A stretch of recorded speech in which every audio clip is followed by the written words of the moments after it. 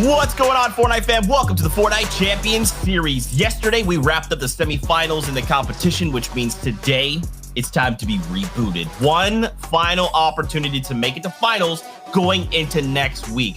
Now, what do you have to do to get there? Well, it's pretty easy. You just have to get yourself the Victory Royale. Sounds easy, right? Well, guess what? Spoiler alert, it is not at all. Now, we'll get into all this in just a little bit, but first, got to introduce our analysts. We got Reese, we got Levin. My friends, it is time for the reboot round, possibly the most hype portion of the entire competition. How are your hype levels coming into today? My hype levels are, through the roof. I really can't express, like when words just can't quite express how you truly feel. Spoiler alert, all right? I'm very excited. Look, I'll be honest, this might be my favorite time of the season, other than finals, of course, but I'm very excited right now. It's going to be a great day.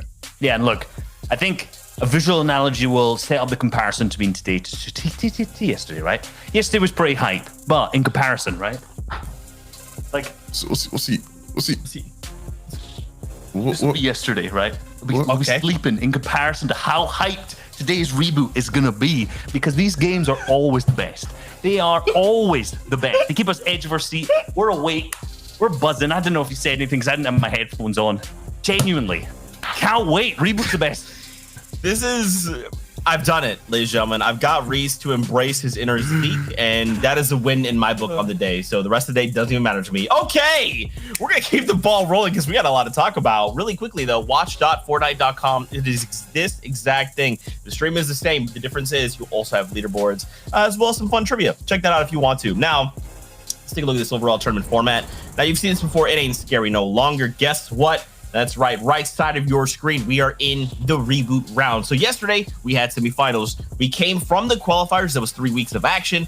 Next weekend, September 4th and 5th, we've got finals. Make sure you do not miss that. But if you're right here, right now, ready to enjoy this reboot round, guess what? Levin's going to break it down. It's pretty easy. It is the easiest thing you will have to understand all day long. We are in the reboot round. There are 4 places up for grabs in the FNCS finals. The teams today will be competing for those spaces. 4 games, 4 winners, 4 spaces taken up. All you got to focus on is who wins the games. The teams that win games will be playing in the finals next weekend. Yeah, and look, usually the next point, we go over, we talk about like the format, but it doesn't matter because you just got to win. That's it. Well, I guess I have to continue my tradition of how the story of the Acts of Champions. So this time I went deep into the mountains. I fought off crazy warriors, crazy beasts, of course. I went into the heart of the mountain, found this elusive and prestigious gold, returned it, forged the Acts of Champions. As I entered Fortnite, Drift said, "Hold on, friend, what are you doing?" And I said, "Drift, my favorite Fortnite character ever. This will be the greatest Axe there ever was." And he said, "Sounds good." And together we put the Acts of Champions into the hands of the trio's champions, and they will have to look to claim that next week. There you go. Their new story for the day. I'll be real, Zeke. You definitely are pocketing some of that gold, right? I don't know how you're funding all these trips all across the world, all these adventures you're doing, but you're definitely pocketing some of the gold. I'll be real. Busy week. Spoiler alert, I only get paid in V-Bucks, so now you know. Guys, let's talk about a few other things. We got to see some of these regions and the prize money that was breaking down. We can actually take a look at Asia and OCE. We have the reboot round winners. There we go. Brain, keep up with me. Here we go. These are, you'll notice they have 6 games. Now, you probably ask yourself, wait, Zeke, I thought 4 games. Well, fun fact about Asia, all of their champions from last season disbanded. So they had 6 reboot round matches. Levin, I wish we had 6 reboot round matches. Honestly, with how good the reboot round games are, I wouldn't mind 6. I really wouldn't. But nevertheless, yeah, Asia was crazy, Reese. I'll be real, I'm trying to think now, if we had to sit through 6 of these games, I'd be on the edge of my seat for a very long time. I wouldn't be able to sleep, not gonna lie, because one of the things actually what was really good with the Asia games is Albedo's team, the very last game, the way that they won was a 1.5 minute heal off. I watched it on Coach Timmy's stream, and on top of that, right, he's sitting there, he's eating corn in the zone, he's popping med kits at the same time. You switch to the POV, the player up on height, he's still got 6 floppers. You're like, the flopper's gonna win. The POV switches back to the player on low ground, 30 cabbages, there's 2 chug cannons, there's floppers everywhere. It was one of the most insane heal offs I think I've ever seen. So Asia definitely did not disappoint.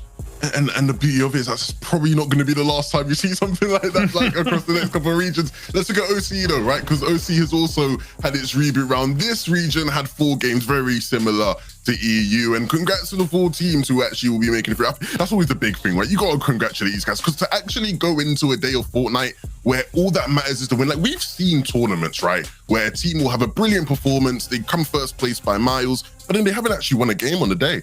Yeah, every single one of these teams were relying on a win to make it through. They did. And it's like, imagine in particular, right, that game number 4, the final game. You've played consistently throughout the other 3, and it's your final time. It's the last match. There is 0 other slots outside of winning that final game. And to win it, nerves of steel. Nerves of steel, I've got to say. Man, nerves of steel. You know what's crazy is the only thing that matters today is the Victory Royale. Key little piece of information here. We know that 6 teams were making it through on Heat yesterday, and a lot of these trios got Victory Royales, but did not make it in the top 6. So we have some crazy clips here from some of the teams that got Victory Royales yesterday. And you know, 11, if they did it yesterday, I know they can do it today. Well, that's the belief, isn't it, Zeke? You know, you do sort of have that belief in your mind of, look, we were able to win a game in a very stacked lobby. Can we do it again today when it really counts? Sky, Etsy, Leo, this is a team who was able to do it yesterday. Can they do it again today? That will be the big question for them. I mean, they're going to be hoping so, right? And I think they're going to have the mindset advantage over some of these other teams who didn't pick up a Victory Royale, because they at least know that this weekend they've had the capabilities to win a game. But if you're some of the other teams who are down in like the 17th, who just scraped the qualification through with minimal points, you know, maybe that mindset's going to be gone. And I genuinely think for a lot of the teams, mindset is going to be everything. If you can keep your nerves down in this final chance, because like, let's be real, it is, a lot of the players say genuinely how nerve-wracking this kind of moment is. 100%. And look, there are 2 sides to the coin, right? Because as much as you might have been a team, right, who was able to win a game yesterday, you're sort of playing these games very differently, right? In the case of Fremont, Wolfie, Letwick, this is a team who is incredibly explosive. We know that they can pop off and get a bunch of eliminations. And in reboot round games, you typically see teams go for heal-offs. Maybe this team will try to stick to their strengths. Maybe they will decide, look, we're not going to try to win a reboot round game by healing off. We're going to just eliminate everybody else so that we're the last team standing. It's definitely a possibility. Yeah, they'll take height early, jump down, and maybe just clean out low ground so they have no chance to heal off. We could see it potentially, because from a team like that, from Fremont's team who is here today, there's a high potential of that ultra aggressive play, right? Usually how these matches play out, that first moving is honestly chaos. Like without launch pads, first moving is normally mad because it changes over so many times. Now this season that launch pads are back in, that first moving is going to be crazy for teams going for high ground. Then it's just going to be who has the best loot potential to heal off at the end of that as well. Yeah, it's gonna get absolutely insane. And look, I'm just actually thinking like now, like height first moving is gonna look just insane. I'm really looking forward to it though, right? Because of course, like Milan, Tin and Kidura, that's an example of a team who was able to win a game. Like, I know I'm latching onto this aspect so much, but just that belief in yourself is all you really need, right? You gotta go into these games believing you have what it takes to win. The stakes have never been higher for a lot of these players and a lot of these teams. Must be nice, but I'm gonna be sitting back. Dude, so here's the thing, I'm with you. Bro, I'm so with you though, because Sundown actually taught this to me. When you go into a fight, especially in Fortnite, if you believe that you're better than the other player on the other side, you will win that fight. But the moment that question creeps in, wait, did I do something wrong? Is this person going to win the fight? You've already lost. It is that confidence that will make or break you as a trio, especially right here, right now. Now, what I want to do is shift attention and take a look at the 33 trios that we're going to be watching. There's a lot of massive names, high profile, high caliber trios that we would not expect to be in the reboot round. First one, right off the bat, Flick, Anas, Thomas, HD. Well, if you had told me Flick and us and Thomas HD were a team playing in the finals, I'd believe you, right? Because they are one of the best teams in Europe, and they have been that over the course of this year. They've not had the season they would have want to have, but, right, they're in the reboot round now, and I'll give you a spoiler alert, guys. I will give you a spoiler alert. These guys are going to win a game. Flick and Anas and Thomas are all going to tweet out on Twitter after, we were just having fun, guys. We wanted a bit of extra entertainment. It was all a joke. Don't worry. We're going to go next week and play in the finals and get a top 5 placement, and that's how it's just going to go.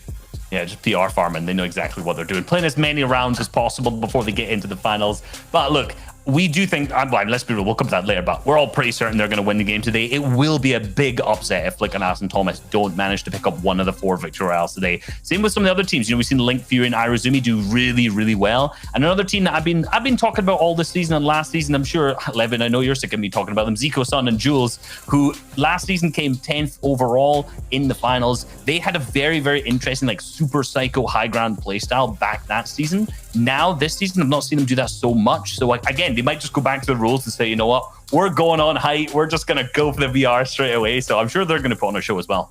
Oh, yeah, we've got to remember there's some more players competing today. So we all head over to that next page where you can see all of the lovely teams that will be joining us. The team I'll be watching for on this page, Kezix, ZQ, and Falconly. This is a team who very much excites me, and they did excite me this season. And unfortunately, they're here in the reboot round. But that doesn't mean it's over, right? Because they do have an opportunity like everyone else does. It'll be interesting to see whether this really, really fiery trio can put it together for one of the 4 games. It's true. If we look over that final page, the last teams that we've got here to look at, Wolfie, Letwig, Fremont, we already kind of talked about them at the top of the show, being able to pick up a big VR. Will they be playing a heal-off game like a lot of the other teams? Like, and let's be real, I don't think we're going to see that. I don't think if we're going to anticipate that, we're not going to see them go for a heal-off play. But at the same time, also, Obby versus Fly. They've been basically the most consistent team that hasn't qualified so far. They made every single round 4. They just missed qualification by a single point in, I think, qualifier 3. When it came to the heats, they would have qualified, but they got a 0-point final game. And I saw Bobby on Twitter was not too happy about it. Obviously, he was like, wants to qual. This is the final step for him now. And this is honestly it for him, right? For teams like him who've been so consistent, this is like, sounds like the Kami Seetik of this season where they were super close last time, just missed out. But look, I'm sure a lot of people will be rooting for them to make it through in one of the 4 games today. You gotta hope, man. You gotta hope, because again, this is it. We've only got the 4 games. The only thing that matters is the victory round. You can literally get every other elimination in this game, but if you don't get the one that matters, you're gonna miss the bus. Now we got to move to my favorite part of the broadcast. It's the drawing part. Okay, boys. Now, what do we got to look out for? There's a lot of high-profile trios right now. What do we got to keep our eyes on? Break it down.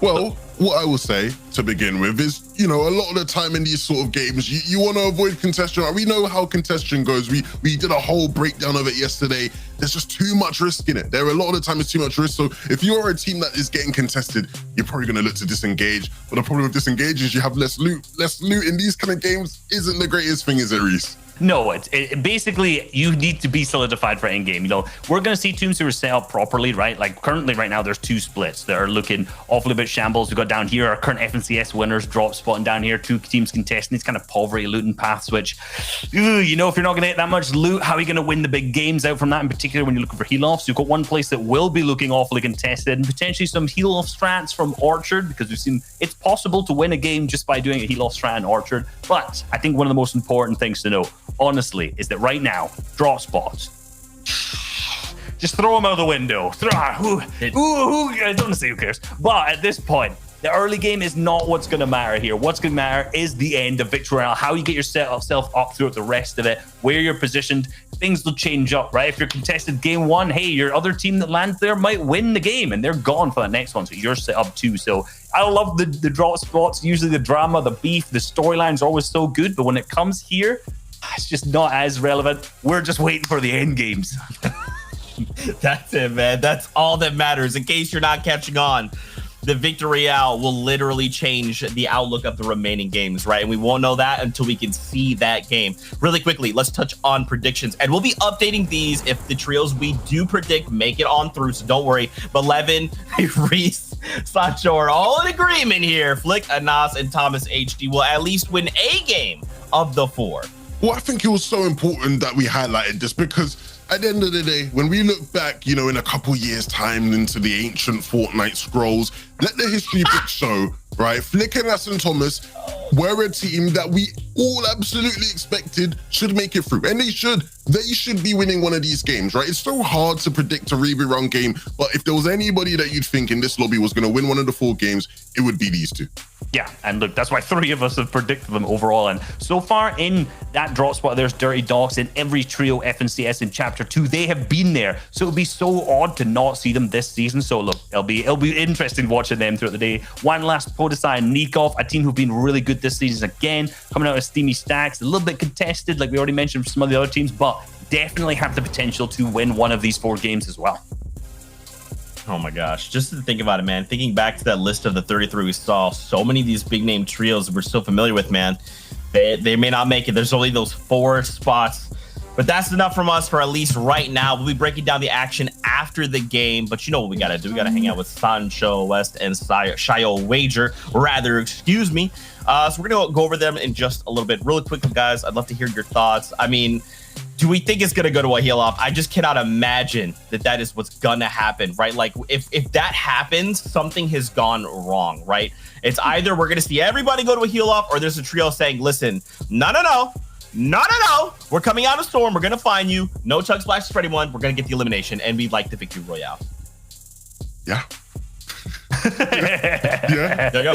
Pretty much. Yeah. That's all it's going to come down to, and it will be a nail biting. I'll give you a warning right now for the people watching at home. It will be nail biting. Yeah, well, I mean, like we already mentioned, it'll almost definitely come down to some of these plays in terms of heal off. Like I mentioned, when it came to the Asia region in particular, we saw next level. It was players who were playing their different play styles from normal, who were going out and trying to do things like getting tons of sweet corn, apples, cabbages. I mean, basically whatever white heals you could get alongside those med kits. And if you're lucky, you'll find that chug cannon from a llama as well. So at that point, right, you have all of these white heals in the inventory loaded up, which is not necessarily something you would normally play. So there's going to be a bit of a difference when it comes to that in their normal play style. Players playing a little bit more conservative, while you see those other teams just psycho for high ground when you don't have these white heals. So if you notice that inventory during the game where they're just stacked on loot but not any heals, they're probably going to try and play high. Let's be real. Yeah, definitely. We actually just got a note. We are going to be pushing back the games by just a little bit. We got to double check the battle bus before we can get ourselves launched. We have a few more minutes to talk about. I know. Don't worry. We'll go hang out with them in just a moment. Sorry about that, battle bus driver. We'll fix it. We're figuring it out. Man. So yeah. So I think the biggest thing to kind of keep in the back of your mind, especially as a viewer when we're going into this, is no one wants to be eliminated, right? There's going to kind of be this lull for so long. And there's kind of hit this breaking point where eventually we have to start eliminating players. We have to start thinning people down. How do you guys feel this is going to go? Like, what do you think the highest number we may see is? I mean, especially for trios that are trying to hold on, like, we have to keep a count of loot. We have to make sure they have the right heals to go into endgame, right? If you're taking medkits into endgame, you might be able to make that work, but you're looking for floppers. You're looking for the cabbages, small fries, you know, the chug cannon. There's so much different versatility. So how do you guys feel about that going into the end game? Well, I think the more important thing is that end game, a lot of these games is going to look like a scavenger hunt, right? You're going to have people searching around, trying to find any sort of loot they can, because at the end of the day, the majority of players in this lobby are going to be carrying, you know, heal off potential items as well, right? So you'll have that in the back of your mind. And so you'll be thinking, wait a minute, I've only got the 5 cabbages, but he might have had 30. So let me go try find his body and make sure I get his cabbages so I can use those. So you will see these moments in endgame where it does just look like people scurrying around, looking around every which way to try and find anything they can to extend their heal off potential. Yeah, and even to get to that point, right, endgame, like you already mentioned it, low ground is interesting because it is a scavenger hunt, as you mentioned. All of the knocked bodies, all that loot down there is just left on the ground for whoever can find it to pick it up. And, you know, there's a lot of good scavenging will come out. You know, if the harpoon was in right now, that'd be critical to take to try and grab that back in. But what's always interesting about the reboot round to me is not, obviously the end game's always good, but how the early and mid games play out too, because we're used to seeing, right, super stacked games. And I remember the very first reboot round that was there. I remember all the conversations before it were, man, this is going to be the most stacked game ever. No one's going to fight. But actually the way it ends up working out in the first kind of 2 zones is the fact that because they don't know their drop spots that well, because, you know, they're just thrown into it after the day after heat, essentially. There's no good drops. There's not a lot of strats. So a lot of the times we'll see the player count just drop really quickly off down to, you know, not even that first Storm Surge threshold requiring that many players. But from then on out, obviously the players are playing super slow, super careful. So that's my estimation. We'll see if it comes true this time. I've been wrong many times before, so this probably won't be the first. No, but you're right in saying that with that initial drop, right? After the early game fights happen, it's so brutal, isn't it? Especially if you are sitting there just rooting for one of your favorite players and you just look at the elim feed, taken out, knocked, eliminated. You're just thinking, oh boy, well, there's still 3 more games, right? And then it gets to the point where you're in the last game and you're there like, please, just do not go down. I'm begging, just stay up. It's so intense in that sense, but at the end of the day, entertainment's entertainment, right? That's what we live for. Dude, I'm looking forward to it. We got about 30 seconds now before we can go on through. So Fortnite fam, we hope you've enjoyed us. Once again, we're going to hang out with Sancho West and Shy Wager. They're going to be breaking down all the action. Once again, watch the elimination feed. Have those favorites in the back of your mind. And when you watch them be eliminated, start thinking you need to be stressed for them because they only have 3 games left to go. But with all that being said, let's kick off the reboot round. It's time for the Fortnite Champion Series reboot round action to commence. So Sancho West, Shire Winter, we're going over you. Kick us off, boys. Thank you so much, Zeke. Welcome to the reboot round. There are 4 spots still left in the FNCS finals, and after all the dust is settled past the quals and the semis, that means we still have 4 games to be played today. That means some of the best teams from yesterday will have 1 more shot, and each winning team gets sent to those finals. Now, those are some of the highest stakes we've ever seen in the game of Fortnite. And hey, elimination points don't matter. You could drop 30. It doesn't matter. It's all about that glorious victory royale. And that is what's on the line. It's about who could survive till the end. And already, Podesai gets knocked right off the bat. Ladies and gentlemen, this is it. Game 1 of 4. This is what I'm talking about. High stakes. Let's go. And we'll have to put it on a slow burner because we know what happens even with Nox coming down. Nikov already out. Now pay attention, guys. This team we're watching, Podesai, One Less Nikov, these guys are a shoo-in for some of the analysts, some of the people on the scene to make the finals out of semis, out of the quals even. They haven't done that yet in the reboot. Also shoo-ins for a little bit of those earlier games, but already Nikov is down. Already as well, we see the battle out there in Caddy Corner. We have Jules taking out Trixie. So that is one of those drop spot contentions that we have been keeping an eye on. But this right here, no stranger foes right now between One Loss and Nifs. These have been going all season here at Steamy Stacks. And Sancho mentioned it earlier as well. You know, Podesai One Loss could clutch this, wipe out half the lobby, have 45 eliminations. It would not matter. It's only about the victory royale at the end, which means these 4 games we're going to watch, Sancho. And honestly, all the games today across all the regions will be some of the most different games with very different win conditions and the ways pros approach the game. Absolutely. And one thing I definitely have to point off is that One Loss and Podesai are experienced veterans. They actually got able to get into the finals via the reboot round along with MXR. But now let's see how they do this engagement here as Wolfie gets eliminated by Kezix here. Podesai, Nikov, and that One Loss here as Nikov is going to go out. Now it's up to Podesai and One Loss, the veteran duo of the reboot round, going at it. They get an elimination on Jam's Hood, and Nifs is down. So now they have the advantage and they got the heal back up. Action all around the map, but we're focused on Steamy Stacks, and it's going straight down to the T here. One Loss now low. Before it was Podesai, but he found that med kit. All One Loss has is bandages. We're going to be playing heavily every single fight because the stakes matter so much here in this just first game. The pressure is literally at an all-time high, Sancho. No one really knows exactly where people are going to drop, how things feel. This is some people's first ever reboot round. Nice. But yeah, these are experienced veterans. Oh! Podesai gets completely clapped back 180 towards the sky from Force. Nifs also down, but One Loss is there for the clutch. Literally, Force was forced out of that box by the flames from the Fireflies, had a hot step right out of there and goes right into the arms of One Loss. And now you're seeing Milan, I will not lose today right now, getting some eliminations in the feed. So much actions happening throughout. And here we are into Believers Beach, Believers Rise for Fremont. And Fremont now is going to have to do this in a 2v2 battle against Falcon Lee. Wolfie down, ZQ on the other side as well. He has to kind of get out of this box because there's trouble. No, ZQ's actually not here. It's going to be Kezix they're also fighting with. Where's Letwick, though? It doesn't matter. Fremont doesn't need teammates for this engagement. Big Falcon Lee goes down. Now, the height retake on the Kezix. Very important to win, but he gets patient with it. Waits for the shot first. Misses one, lands the second. No shield on Kezix. Rolling right over him like a steamroller. My goodness.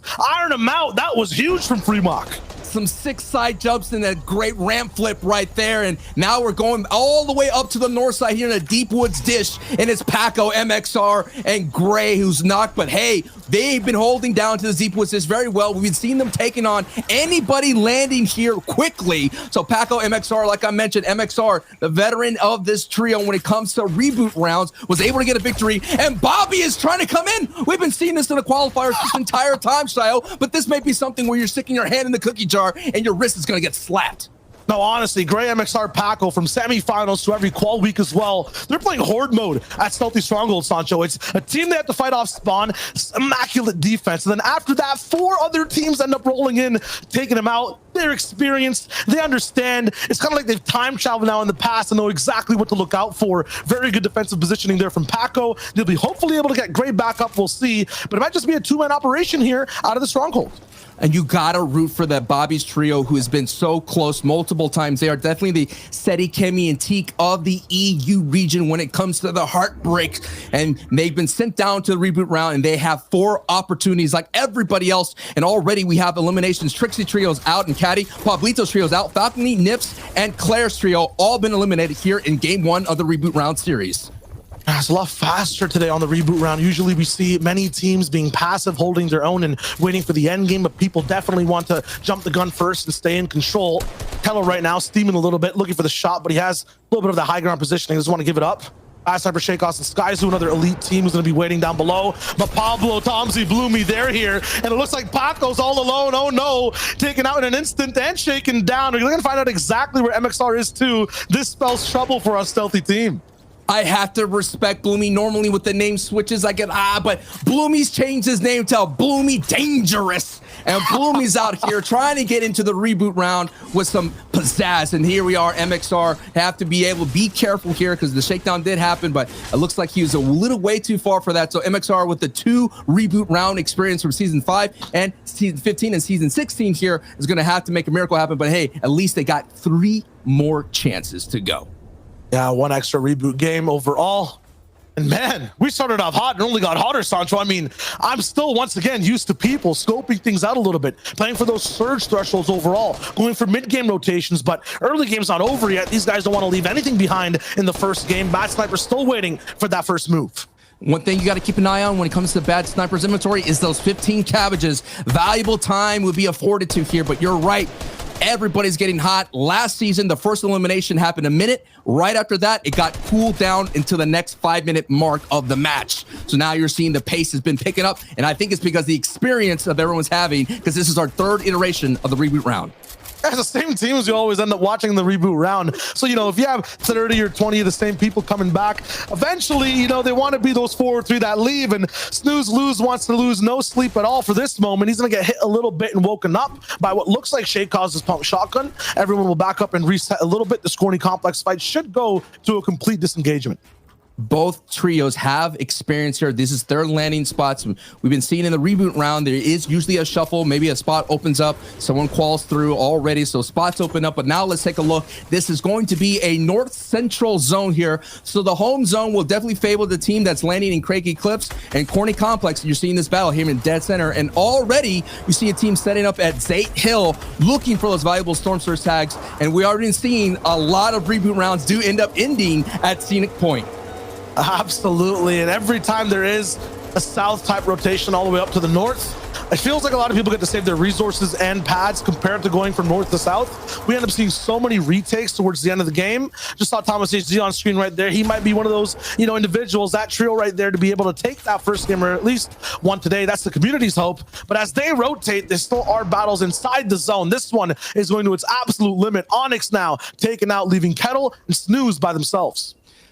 Great work right there, eliminating one of the trio. Now it's a 2v3 man advantage going against Bad Sniper here, but this is a very valuable engagement. Like I mentioned before, so many resources are on the ground, so much vegetables, so much fruit is all on the ground, and we've already seen in the Asian region that all those will be a factor at in-game. Ooh, big clap back on the Kettle, and Skyzoo's there to pick up the pressure as well. Kettle's knocked. Ooh, okay, and there it is. Quick finish, nice. So they played patient. It worked out, and now they get to move on with some crazy loot. Not that much damage taken either.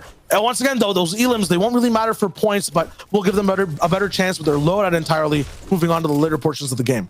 One of the changes as well, look at all the arrows just looking in. No one's being aggressive, no third party, no one's trying to get in a box fight looking for those Storm Surge tags. They're all being respectful. They understand here everything's on the line, and we go from the respect down in the Corny Complex to the madness out here in the gas station just a little bit south of that fight here. And Sky Etsy, one of the favorites to get a win here, are gonna have to get this engagement through without Leo. A very dangerous trio. If you let them into end game, they end up controlling the entire lobby and actually hold on to height more than not. So this is one of the best places to take them out. Leo is down. Sancho's correct. This will be very hard to fight from a 2v3 perspective. Sky looking in here. Ooh, nice edit through, but the response to clap back is dangerous and right into the box. You cannot predict when someone's that aggressive. Already a surprise trio that we saw in the semifinals alongside Belusi and Kowalski here. They were on the top of the board throughout the entire day yesterday. Absolutely were, and the way they got there was just through hardened pressure. Every time people were on their boxes, they were in trouble, sometimes went down to surge. They've learned from that yesterday and actually are the aggressors overall in the first fight they take. That's genius, and it worked out for them beautifully. Yeah, yesterday they came in 10th place, and in game 3, they finished in 2nd place with 12 eliminations, so they could get to end game. It's not about really consistency. We talked about yesterday being a marathon. It's all about the sprint to that victory royale. Yeah, it looks like Milan's legs might be tired, or at least that car might be out of gas, already going through one of the first, iterations of an early game fight and carrying people on his back with 3 elims. This man is doing the most. Kidduo and C9, I mean, these guys also played yesterday inside that heat number 3 and looked really, really good inside the mid game. We have to see what changes they have to make, though, towards the end, because the win is the only thing that matters. I'm seeing already the changes. They're going to fishing spots. They already marked one. Milan was like, there's one right there. They're going to try to hit up as many fishing spots, dead side rotate, make sure that no one's going to get eyes on them, and try to pick up all the scraps that's being left behind. Jules gets eliminated by Swilliam there. Lecce's trio is still in this fight. Yeah, one thing I also like a lot about Milan's inventory, as he has a little bit of an invader coming through on the back river. Kidwell in trouble. Mirza froze. They actually hopped out with Gogos and put a little bit of pressure on, but looks like Kidwell's going to be able to back up here slightly. Actually get some shots back, but they have Pepper Sancho. That's going to be huge for the end game to be able to make rotations and have a lot of clutch movement super fast compared to everyone else around you. 4 inside the inventory of Milano. I want to see exactly which zone to use it, and I think the 6th is the best one because that's the biggest moving.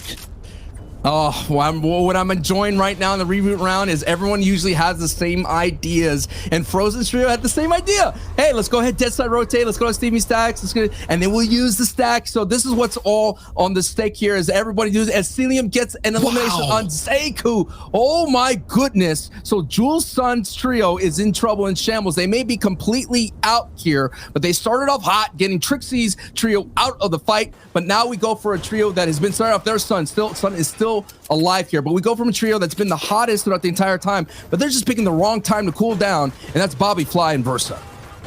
Yeah, 5th place, 4th place in weeks that you need top 3 overall. Yesterday too, just a little bit out of the money in terms of being able to qualify for those finals, but they're no strangers to be able to being close to winning games, and sometimes getting that VR entirely.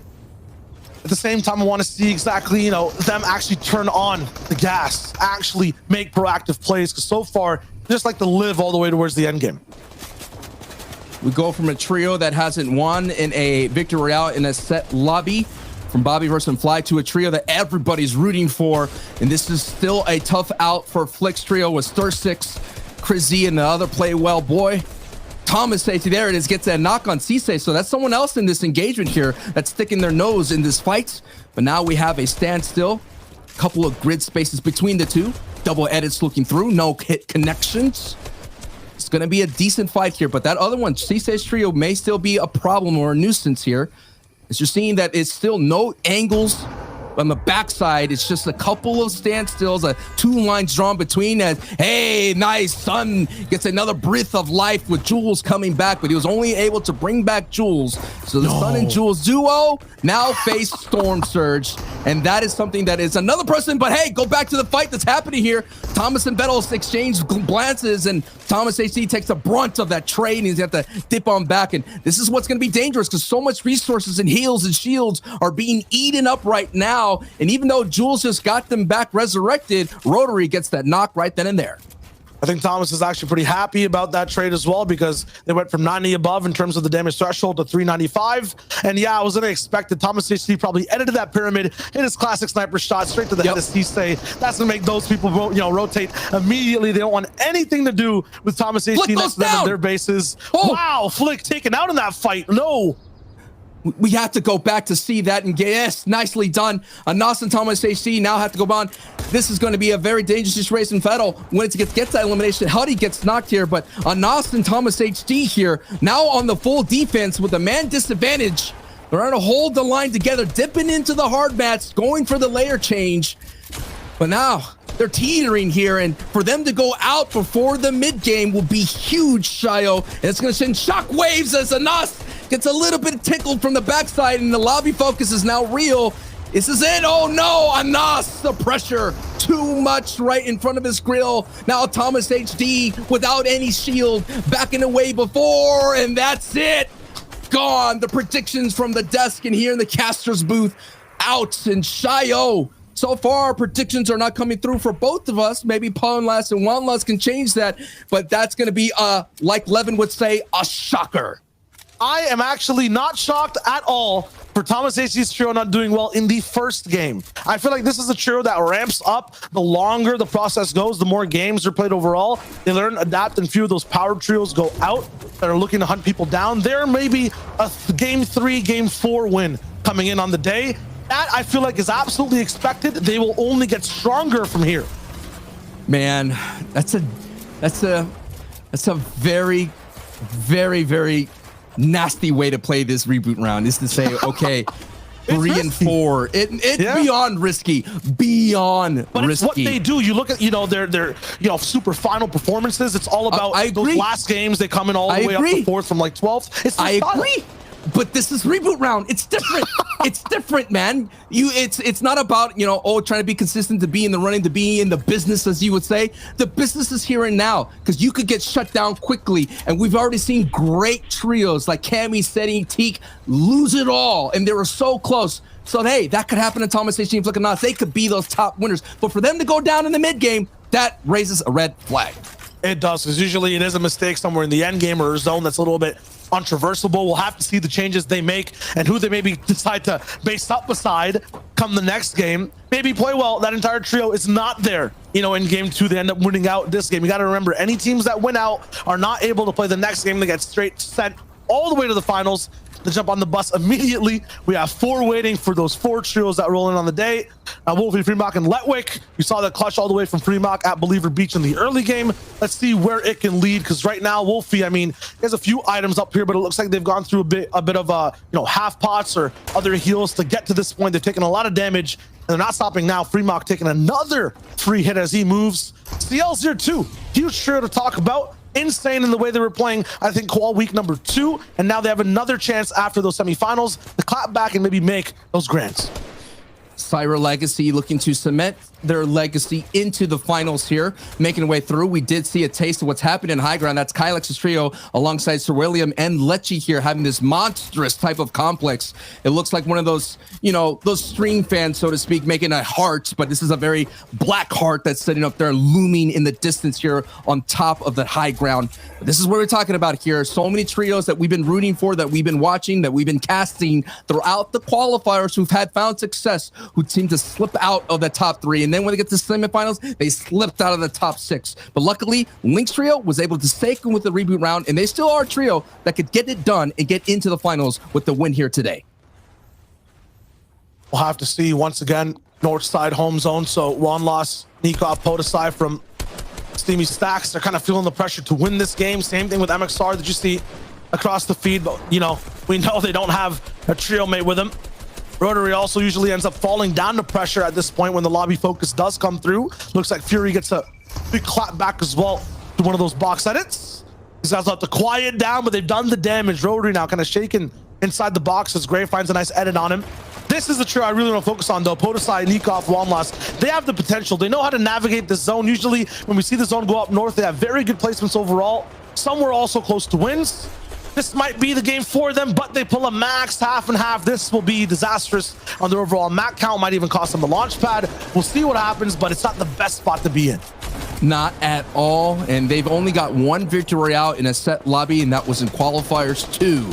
So it's been a while since they were able to taste that sweet taste of victory, as you're seeing the other Cyber Legacy Rotary there out in the distance, who just barely made it into the reboot round qualification, coming into 17th in their heat. This is what's come down to it, as Huddy goes down. Mini and Wax are going to have to go as a duo. Scram, who has left over from the Ref's Guard trio of lore, is now have to go as a solo, facing the pressure of the Storm Surge. Freemock gets knocked. Wolfies gets knocked. Bloomy and Pablo are dangerous right now, and they're racking up those elim feeds, and they get a full elimination wipe on Wolfie's trio. And we saw the loot those guys had, purple pumps, launch pads, to have all that now. I mean, Bloomy, Tomsy, they might be in a position to maybe even win this game with the loadout they just got.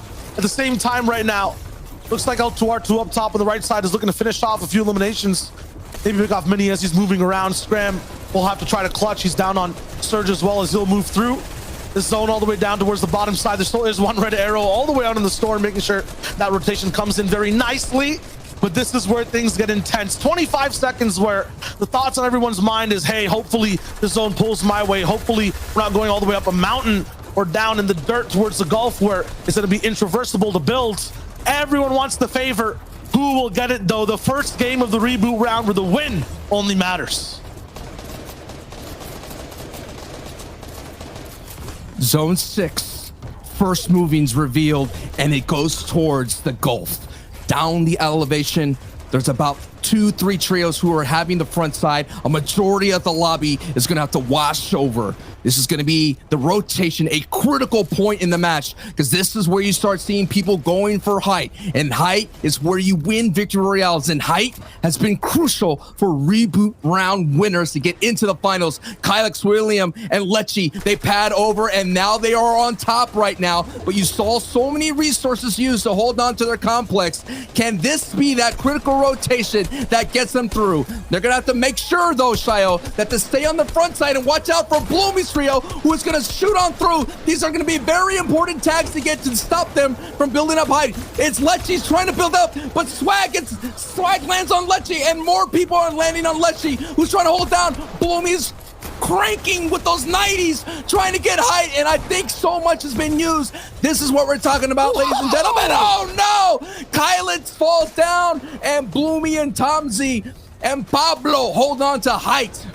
It's a race towards the top, and yes, Pablo, Tomsy, and Bloomy are the ones who are absolutely on fire. You know what fire does, though? It rises straight towards the skies. It looks like they're gonna have another big trio up against their teeth. It's Bobby moving up all the way there, but he gets blocked, and Pablo, although at the cost of Bloomy, is gonna hopefully hold height. His floor snipe down. This is trouble. Every single platform, if we stand on it too long, looks like it crumbles. He's still looking for anything right now, but Bobby has his number. They're going back and forth, not sure where all the teammates are, but Tomsy now is also low on HP. 16 teams alive. Everyone's doing anything they can while Storm Surge also strikes. It's so close. They still hold on to it, Sancho. There's a chance here, but they're running out of mats. Exactly. The investment was so high. The bill came, and Pablo has been knocked. So it's up to Tomsy to hold down. But look, it's Go-Go's. It's Chrissy and Star6 here. Now Chrissy and Star6 are on the front side. I res on the second layer. Let's look what's happening down on the low ground. We have Kowalski, Artie, and Belusi operating as a full duo trio in front of the Storm. So gotta watch out for them for that height retake later on in the end game.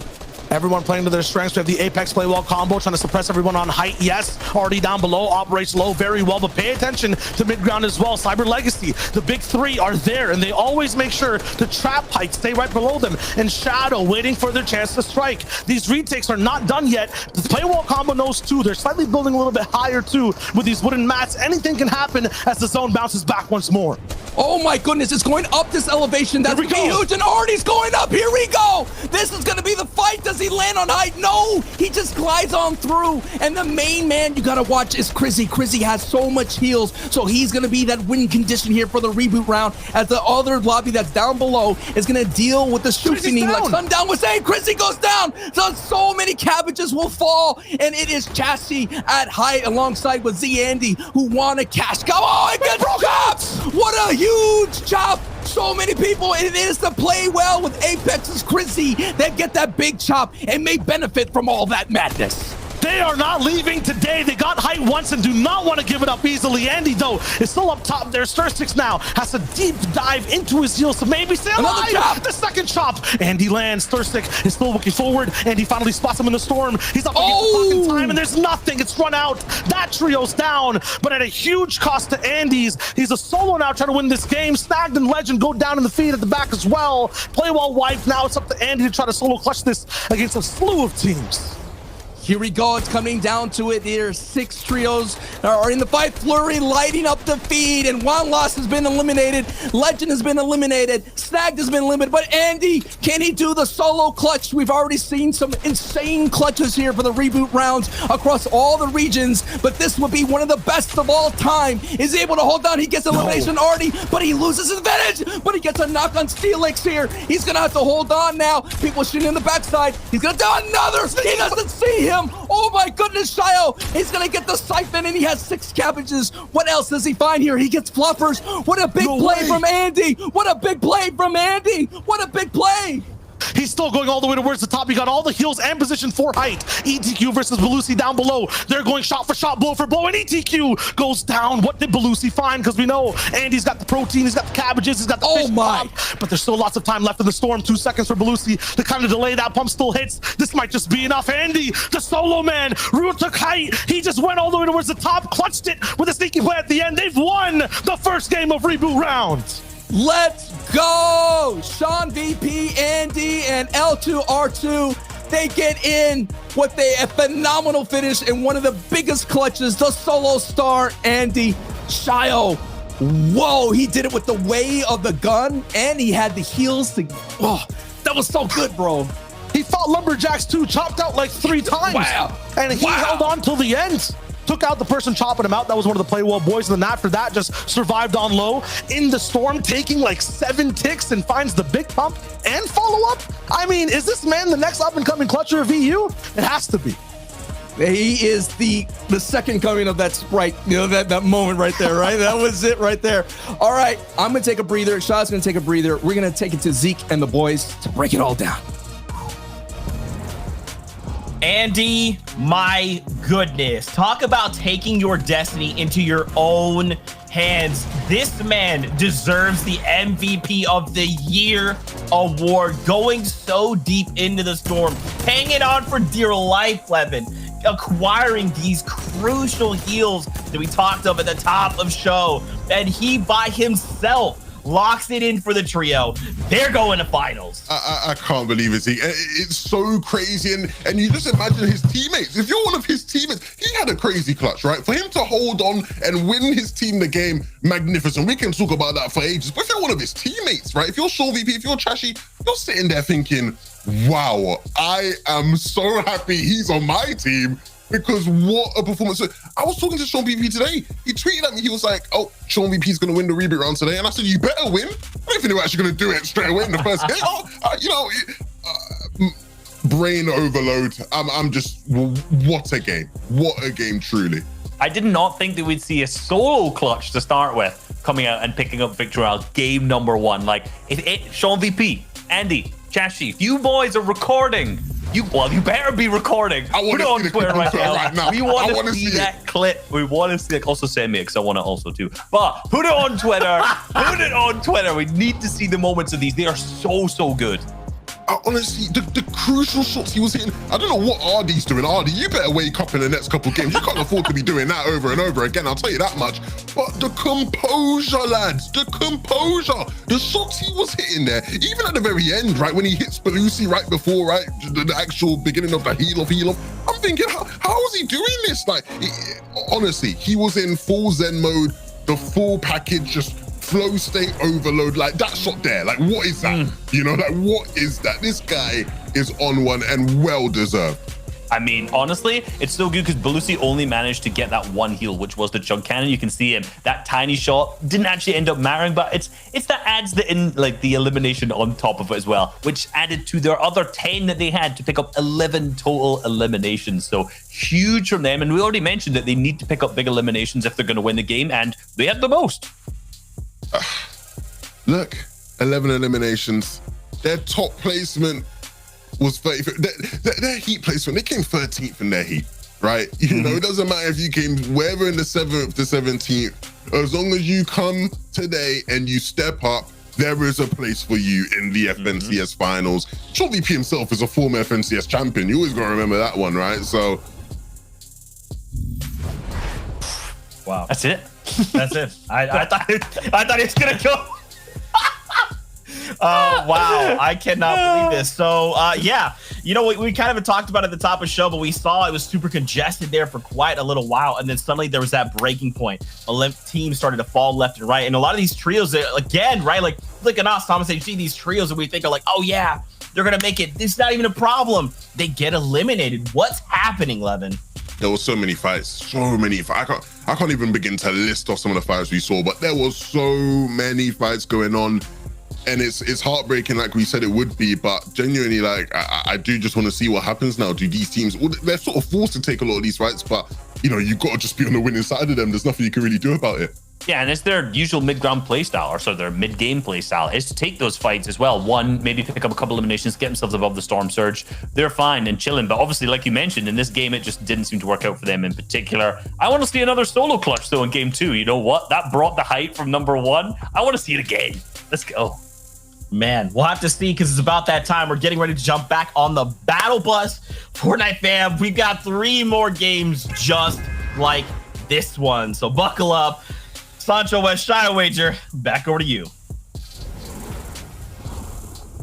3 more, Zeke. Sancho, we're gonna have to like recharge like the Chuck Splash cannon after, you know, every single game. Hopefully there's enough time because these are just way too hype right now. That was the first one. So many mid-game fights. Zeke was talking about it with 11-2, Sancho. I mean, I think that's the most insane thing right now. Usually people play so passive, but everyone's leaving everything out on the table.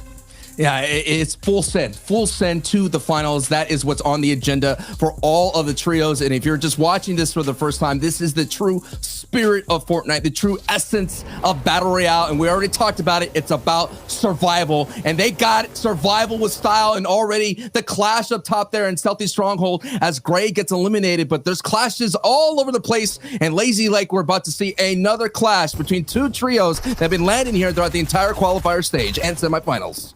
Let's see if Cyber Legacy Fury can do what he needs to do. As always, the SMG chase is happening. He's not missing a single shot. At the same time, 1 HP. Drop down from the back. The teammate's always there to save the day. Fury now taken out, but Irazumi is there respond. Link is about to pin from the backside on Stasio. It's going to be trouble. Lots of toughness here for Stasio to be able to just get out of this POI for free. Chances on both sides, but now Link has to actually drive by and go back towards safety. It's too crazy, too chaotic. Running out of mats, finds a chest though to get 3 more. It's just going to be a 2v2 here to see who can actually last out and save the day. Absolutely, and the clashes are still happening down Caddy Corner south of this fight. But hey, a Lazy Lake could go 2 ways. It could go 50-50 on the loot, and it could end quickly, or it could go a little bit stalemate when he gets into the basement. So Link trying to do a nice edit to survive a little bit. That was hot. And Irez is going to dive on through and gets a knock on Stasio. So Irazumi is going to be the solo guy, gets the siphon, has a minimal build, 15 HP now as Paxian coming through. Okay. Nice. I like it. What you're seeing. We're seeing very minuscule type movement here. Every minimal movement matters. And every build matters as well. The wall not there, and Paxton was able to get there out and survive that. Now we go into another battle here, as at first Gray goes down, but MXR and Paco were able to hold down. Now Claire is all alone. Yeah, wave 2 for Paco, MXR, and Gray. It's always like this for these guys every single day. Just another trio rolling in, another wave to take care of, and they do it in fashionable style. Right now that we're seeing the trades are happening at Steamy Stacks. One loss is getting a Nox trio, you know, and then we're seeing Nikov, but it looks like maybe. Ooh. Okay, see, it's going back and forth. Look at that feed. It's literally back and forth. I got it, and one loss gets to finish 2. So Steamy Stacks should look good go to for one now. last. There it is. It should be good for now. We're seeing the chaos is happening. The adjustments are being made. But what's this going to happen here? It's so interesting with 4 reboot rounds versus 3, or even ultimately 1, which is the first iteration back in Chapter 2, Season 5, is that you're going to afford to give one up a little here. The drop spot contestants, it'll go 1-1. You could go, you know what I mean? Okay. At least you could lose 1. So you're saying that, okay, so before Thomas HD can lose a game, but now it's okay to give up 1, right?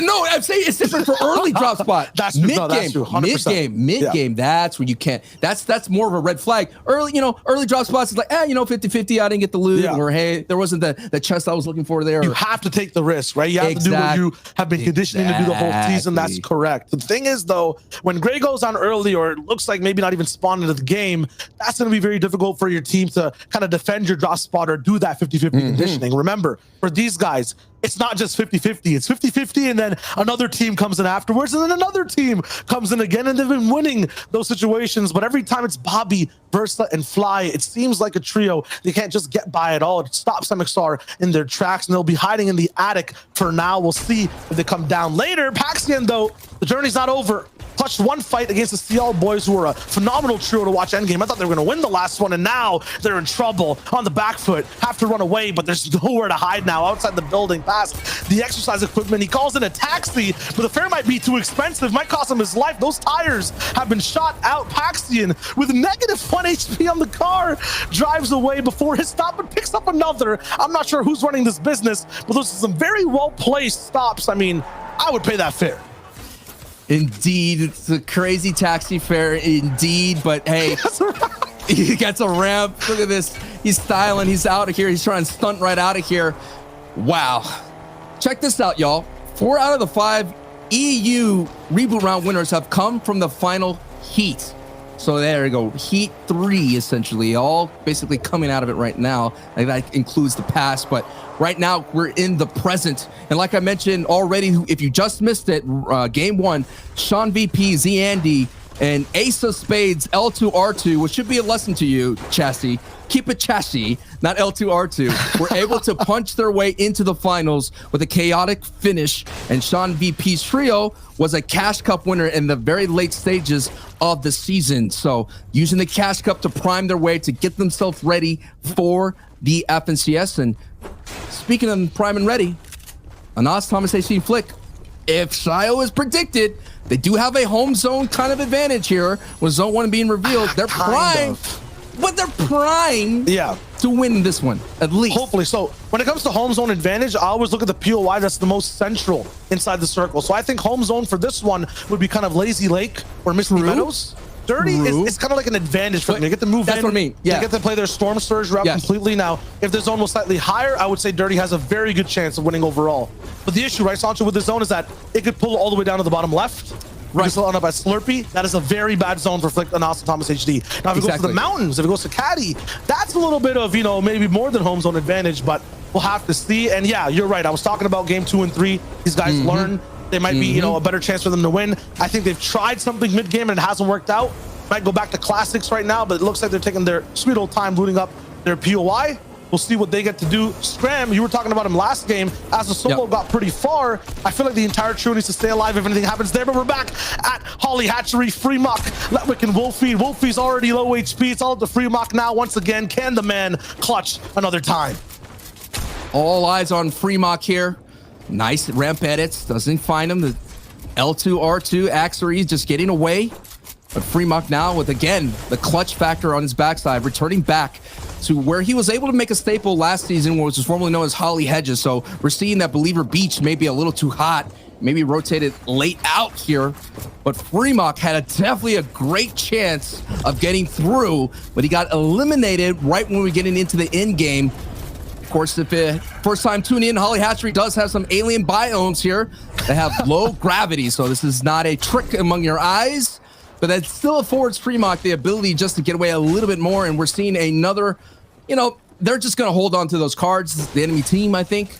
But at the same time, eliminations don't matter, placement points don't matter. So you could safe to say that unless Freemock does not get his teammates back, this may be a wipe for game 2. Yeah, we talked about solo clutches. I know you guys just watched in the last game Andy do the phenomenal. The thing is, though, in terms of solo clutching, you'd have to be left as a solo around zone 8, zone 9. That's where it seems doable, possible. You've kind of lost the boosters from your rocket ship, and now it's up to you to take your team straight to the moon in this case being the finals. The issue is when you're left as a solo now, Sancho, I mean, getting through the 5th zone, getting surge tags, you lose 3 ARs of power, right? It's just now you alone. You lose all the mats, you know, the total you could have of 4,500 now is down to just, you know, 1,500 in total. That's just not doable overall for you know, one person to roll in the whole way. So being a solo right now is trouble. Maybe you guys can learn a lot, talk about the next game, but who knows? Maybe Freemock pulls off even more than the impossible. Jewel, Sun, and Zeku eliminating Trixie's trio again. They're might have an engagement here, but we're back to Freemock and the solo clutch. Hey, you just basically gave us a word for word verbatim how difficult it would be for Freemark to do it. And then, folks, we here on the cast showed you that in motion. So Destroyer, Volko, and Axie were able to get that elimination. Axie is going to move on through in Weeping Woods. So, hey, already we're like the engagements are still popping off. We're seeing Trio still doing well in the early games. Jules' Trio still doing well. I thought that battle between Trixie and Jules would be quite interesting because in the previous qualifiers, Trixie was beating Jules up and getting them, and we were like, wow, what happened to Sun and Jules? You know, they had that 10th place finish as mentioned in the opening of the show, but looks like they're coming back to form at the right time. Absolutely, and we see already get a big knock on the feet. We jump right in to see exactly where it is. Tursix down, Crizzy also affected. This might be really good for Thomas HD. He gets that big finish too. Saw already make the end game, so they already have a master plan. It's working out, and this time it'll be Crizzy, the Apex boys, and Playwell in the way of their domination, their masterful expansion of the mid game, and we'll see exactly what they do. It's the cost of Velusi, who's down now, but they find the body, pick it up, get the revive over in a very far box. I think they're not going to be able to trade it because Crazy did get fully eliminated. We'll have to go back and check really quick. No, he's actually up. There we go. It might be fine overall. At the same time, this team, I think, is the most surprising to see this season, Sancho. Every time we watch them on low ground, Lucy already live longer than they're supposed to. It feels like they're operating with 400 HP in total rather than 200 per player. They take shots, they don't hurt that much, and they're able to clap back fast. Absolutely. And that's what's so surprising to me is that they were so close to making it through. They were a full trio on the low ground. As I pointed out, they had the front side of the storm going in their favor, and I thought they would have enough resources considering height expanded so much at height with all their builds. And again, Sorsix, another trio that was there. They're very close. They were up against Zandy. They went top twice. I thought that was a big play. Zandy was able to catch himself, and that was huge as well, as Bobby gets a knock on Rax, which Huddy, Mini, and Wax, I thought they were another trio, that a veteran of the Reboot Round that they would have gone through, a long-time name of the EU region, together again in the Reboot stage, and that's one of my kind of secondary picks to qualify. It's one of those ones like, maybe this old name will come back, and that's why I threw it into the pile. We shall see, we shall see. There's always a chance, right? Because it's all about the win, and depending where zones can go, you can really get, you know, a very good X factor in your way to be able to win the game. Also want to talk about what we saw, that stat on broadcast previously too, with, you know, heat number 3 having majority of those Reboot Round winners. We saw a bunch of them do very well last game, right? Gloomy, Pablo, Tomzy, they were just popping off all the way on height. And, you know, you were talking about it, just destroying, being dangerous on every other trio. RD, Belusi, they come from that heat as well. Great MXR, who we watch every early game, is popping off there too. Wolfie, Letwick, and Freemock, they are also a big focus, and they're also from the same heat. There's lots of big talent coming in from that heat number 3. So what you're saying is, for good luck at the end of the day, we are, no, just kidding. We were able to cast that one, and maybe a little shine from the main stage working through, and we're seeing Crizzy's gonna get the reboot back for Star 6. And that's what we got to say, man, ZQ, Falconly, and that trio and co, they should be the ones that should be able to get in too. I mean, they're the names of the region. They have that experience there. And the same thing with Sky, Etsy, and Leo. And of course, Sky with Vato had the experience of the Reboot Round with Airwax the previous season. So you're thinking that they could be able to do this, because when it comes to predicting who could win, it's all about who has the comfortability of playing at height and who has the experience of winning these high stakes games. And no doubt Sky, alongside with Vato, who's not here, have that experience. Definitely do. I feel like the entire being good at cash cups angle also gives you a slight advantage. We saw it from Sean's trio in that first game. That's a good point. Set up to, you know, battle all these random things that end up happening and people playing in mysterious ways. You kind of have really good adept ways to literally adapt, and it's cool to see. Maybe Pablito, Macro, they have it in them too. Game 2 of 4. A win gets you into the finals. This is all basically thousands of dollars on the line, because even if you finish dead last in the finals, you get thousands of dollars. So these are money matches that you're watching here. Everything matters. A couple seasons ago, it came down to one shotgun blast, one heal, one cabbage, one piece of corn. That's what's at stake. One build. And Scram, Swag, and Krez here, a kind of mismatched trio from all different pieces of different trios of the past. in pretty decent position here. But when it comes to Lazy Lake Indians, we all know that Lake could be looming. And already there's so many people that already claimed the real estate in Lazy Lake. We see Juan Las down there on the right. Falconly just on the edge of that riverbank. And this is what it comes to matter here, man. You're not going to have free rotations in these reboot rounds. There's always going to be someone perched up ready to roll. But at the same time, I have to bring this up. Storm Surge. And I'm going to steal this from NA West. When Clay and Sundown were talking about it, when Storm Surge is kind of like this, when people are kind of getting eliminated quickly and you don't get the tabs to see where you are, your checkpoint is missing. And then all of a sudden, when it comes to the 50-man Storm Surge or the moving Zan at the 30-man, all of a sudden you're like, uh-oh, I'm way behind and I'm in trouble. So the lack of the checkpoint that we haven't seen at the 70 mark, which is traditionally what we see in the set lobbies, that will be something that I would have to keep an eye on going forward. That'll be the experienced players who actually have Surge as a part of their total game plan and count on their own at the advantage. At the same time, those crazy trios too might be the ones who don't really care about it and do enough damage anyways. I think Artie is in that category. Esti taking a little bit of damage from Kreis here all the way up top. Lazy Lake endings. These are some of the most disastrous zones we ever see. They end up leaving Lazy Lake towards the mountains, sometimes bounce back. The changes in elevation are crazy. We have, like, you know, real estate warlords as well who end up taking big buildings and have so much pressure to deal with. Everyone down low is in poverty as well, who don't have access to those penthouse suites. It is tough. Whoever's here early is always at the advantage. And if this zone closes in somewhere else, look at the amount of trios here right now, Sancho. I think more than half the lobby, 2/3 of the lobby right now are in Lazy Lake. They could move off this POI still for that fourth zone. Last season, this is where we saw Save It, Rifle, and Crizzy were able to get a win from the reboot round in the last frame here at Lazy Lake. It went south, and, you know, Save It had those stinkfish, and it was a great experience from what I remember. Yeah, and let's put that into perspective and context as to how that will break down too. They did a lot of retaking in that game. I think if I remember it correctly, there were like 7 different retakes that happened, and then Save It, Rifle were the last ones to be able to hold on a little bit all the way towards the 9th zone at the end. And to add to that, the reason why they held on to it, the Harpoon.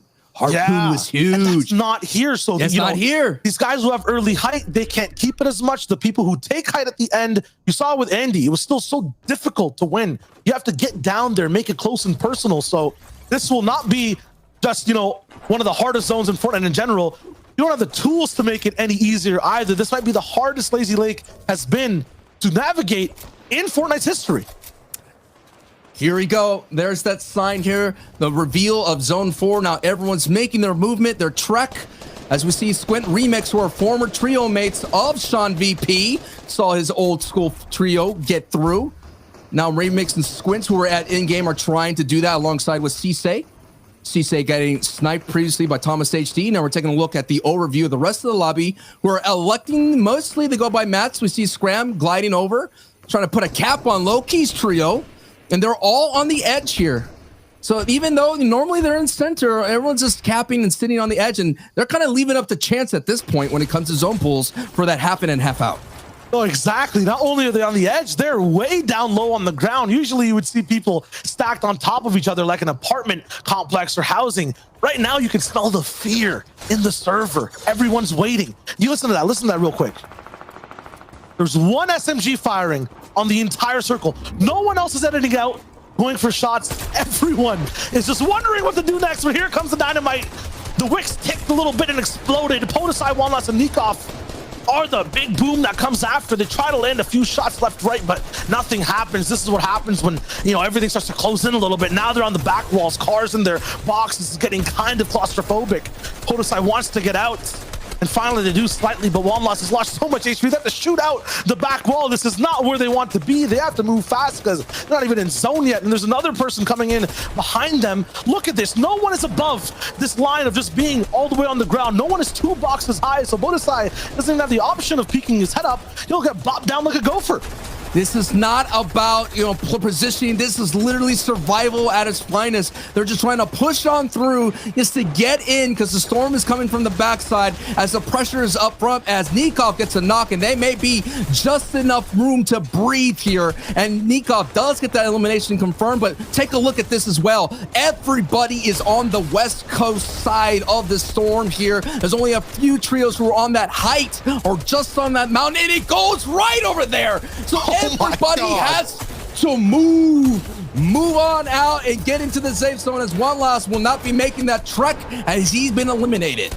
Everyone here, it's 3 players sharing one box. No one is trying to expand and get dealt damage. No one is taking that extra risk because they know anyone above them and around them will just clamp. And now Nikov and Podesai, they're left by themselves. Definite possibility, but once again, Sancho, max rotation. This with just 17 above damage, it's looking bad.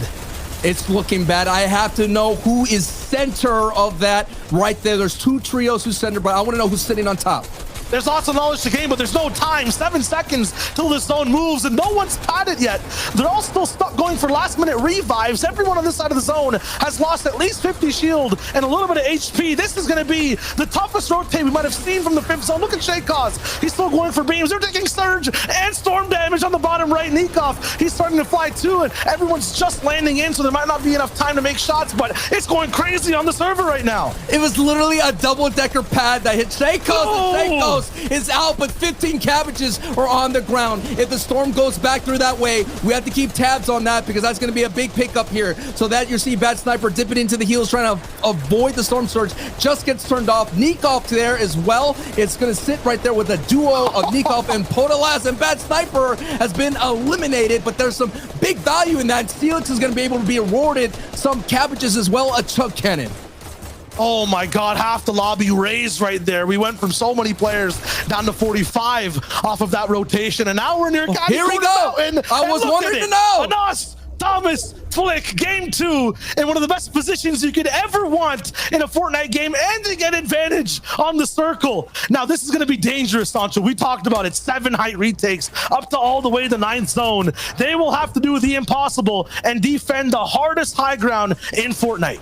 We gotta know, did they find the tags as possible? The next Storm Surge checkpoint would be at the 30-player mark, and if they are not doing well, we already seen in the qualifiers, in the semifinals, that Storm Surge was a factor at height. So Anas, Flick, and Thomas HG, you have the position. Now it's time for you to close out this match and get that VR, to get yourself back to glory, to defend the Dirty Dogs, because you are the kings right now of the region.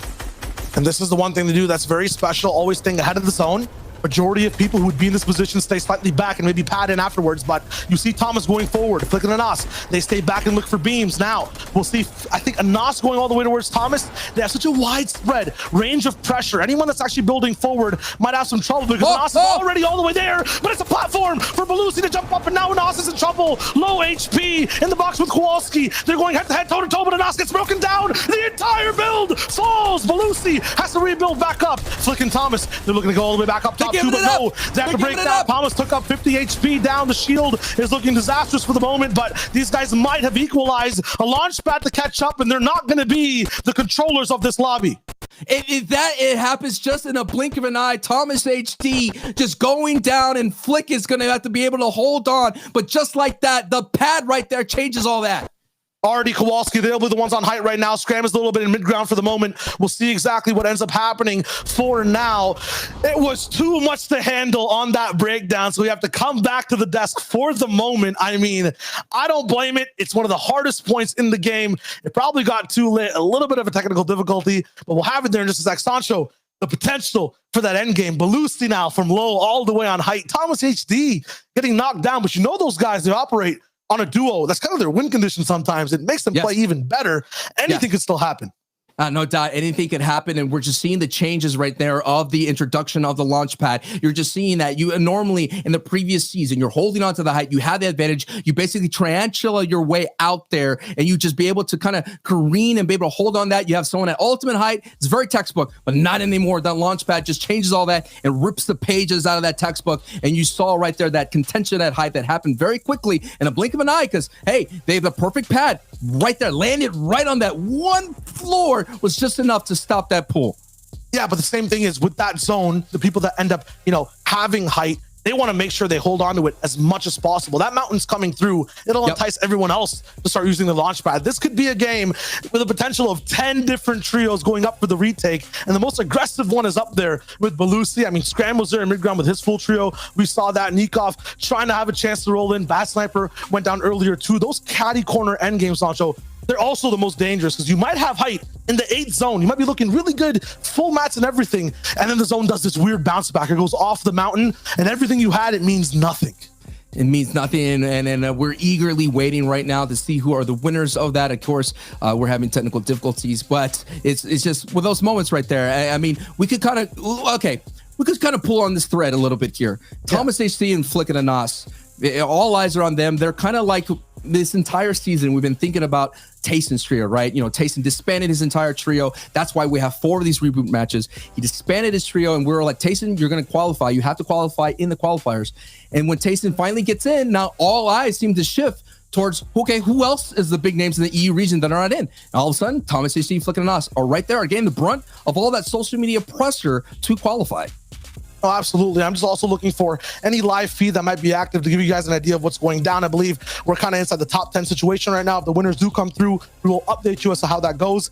Big potential for Thomas HD in this game, though. Possibly a win coming through for them. Anyone that traverses this zone right now will be huge too. Top 3 situation right now as well inside that game. So close to the overall win. That has to be overall in the 9th zone. And it looks like it's Rotary's team with Vizu, 0 Ping, and LDER that ends up coming through with that victory royale. I mean, when it comes to Rotary, we saw him actually kind of in those boxes mid-game, Sancho, in lots of trouble, you know, very, very sticky situations. They stick it through that and then end up winning the game off that mountain. That is huge, and they're qualified for the FNCS finals. Rotary is that old name from the Russian region, alongside with the Finnish player of TUS Alpha, as well LDR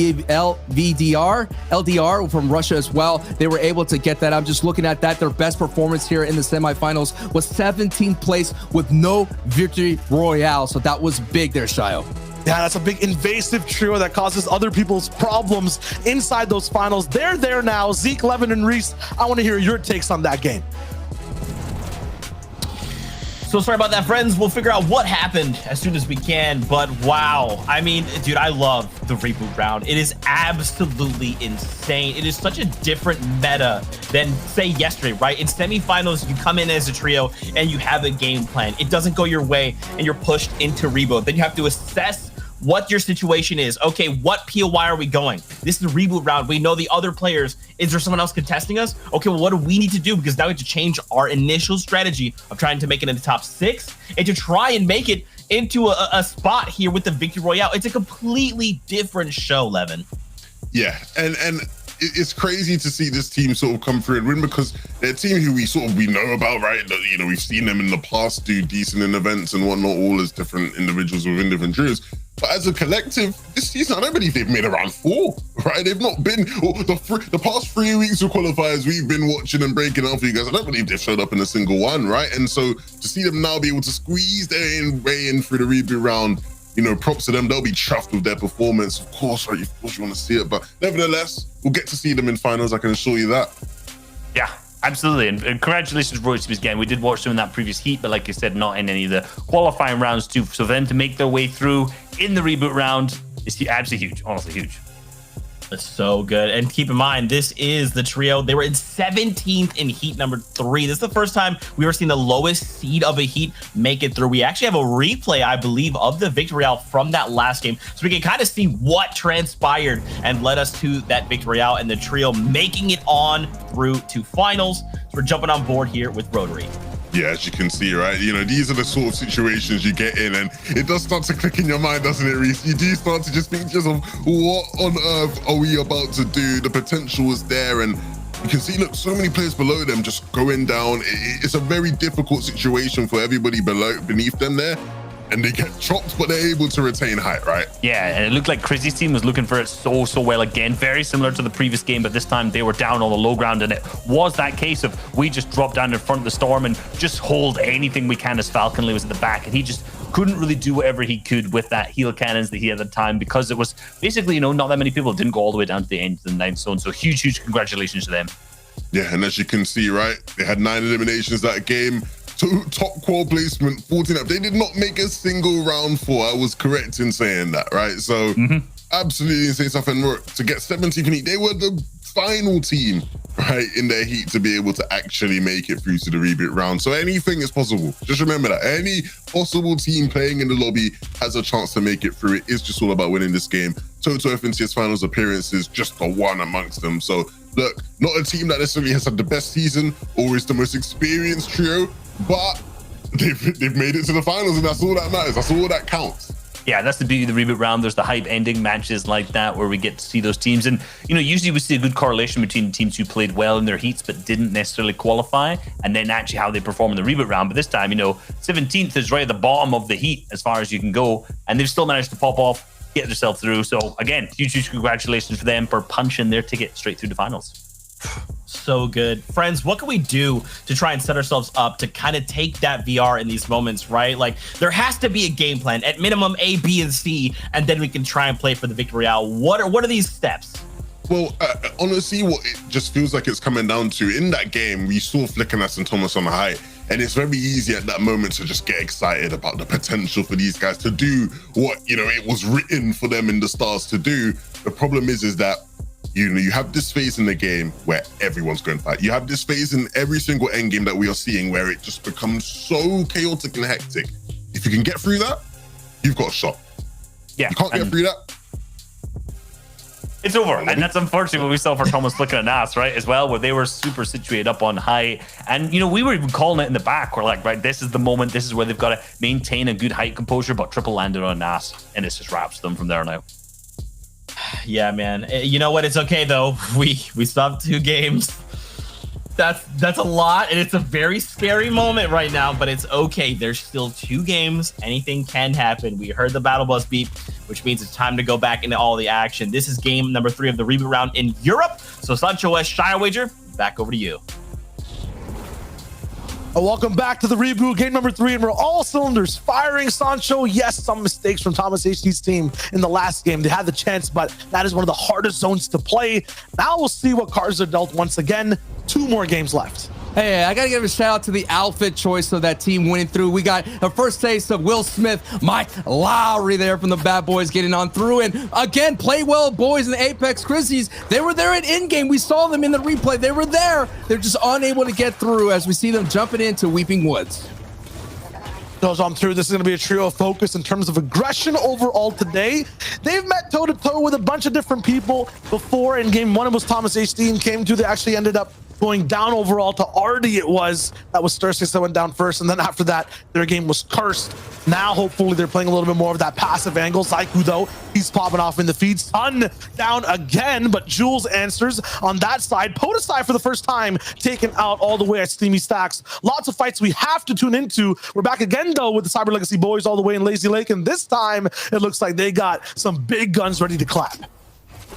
This is it. This is what's on the line. There's still only 2 more reboot rounds going through as Snooze gets eliminated by Nifrizzi here.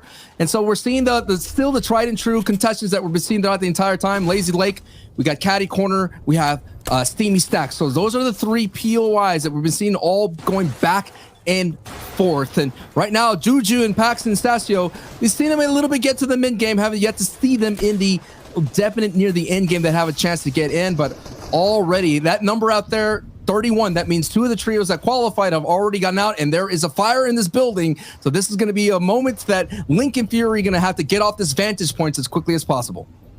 It's going to be hard break, so not much burning happening on their feet, but at the same time, signs to evacuate for JoJo down below. This is not going to be the heat they're going to be used to. It's not just going to be trying to make it towards the top 6. They have to win this game with a teammate that's a little bit low on HP overall in a position where you have a very dominant trio above you. This is not the place you want to be.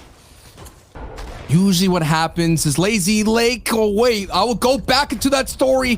One last Podesai, Nikov. We already saw Podesai go down in the feed. Now, one last with 1 HP, 26 HP total. Feeling the pressure. Going with the edits because he's 62. Oh, my goodness. 105. Nips gets greeted by One Last's blast. And that's going to be the good clutch to kind of slow down the moments right now for One Last. And that's going to be 2v1 now. Force. Ziki is trying to push through. The roof's about to get cracked. Jamsfoot here. But One Last has been showing that he could do a lot more less. But that ramp right there, that big ramp stopped it. And out goes One Last's trio. But I like that kind of that ramp Jamswood and Forziki put down. Yeah, it was a nice blockage there because One Loss almost clutched that first game too. Actually ended up going out with that clutch, and this time looks like Forziki's gonna learn his lesson overall and make sure that he doesn't make the same mistake again. Tarzox King West are next, though. I feel like this would be the team to at least win one game inside Reboot Round, Sancho. Every time we're watching FNCS week to week, they play that heal game. They play passive. It seems like they only play for the placement points available, so that they're kind of in home territory. I understand, though, why it kind of looks like each and every game they're getting a different version of Evicted. It's Skite inside their POI. They're never comfortable, always kind of looking over their shoulder, and that's not the way to, you know, play that Fortnite game comfortably. We'll tune back in to Lazy Lake, though. This fight will never simmer down. Stasio at the hands of a hand cannon too, while Jojo finds Link all the way from the flank. Not enough damage, though, to really scare him off. He'll still drop down. Irez also on low HP. I think this will go down every single game, and I don't think either team's used to it. Every time we watch these FNCS Qualston show, Lazy Lake's always uncontested. And where are you going to go? And they have to go here to the first storm reveal. It is a Boney Burbs advantage for the home zone. Weeping Woods as well is the advantage point, as it's going to be a south, kind of like a little bit of south central zone that's happening here more on the west side. As you're seeing Bad Sniper, who has been holding down Corny Complex on the top right of your screen. It's all about the Victory Royale, and we've been trying to see who has the inventory for that. Bad Sniper does have a Pepper, but C-Link on your bottom right is in a world of trouble. He's got his shield crack, and he only has 22 builds here, so he does have the distance of that one grid to work with. Is trying to claw his way out of this engagement with the way of his bullets. It's just enough, and they're going to go ahead and get a knock on one on the right here. I think that's going to be a wipe up. Yes, that is. Juju goes down. And Stasio goes down as well. So now Irez, Fury, and Link. And the good thing is though, normally you would have Retail roll through. Normally you have Misty Meadows roll through. But a lot of the trios in the reboot round, they're kind of playing for positioning. We've been seeing a lot of central trios just chilling in their safe zone as early as zone 1 almost. But Link, Irez, Fury could now just loot up, make sure they get all the mats as possible before they make their movement in. But that's a great engagement right there. And I think it may be Link Irez Fury have the ability to get in this match.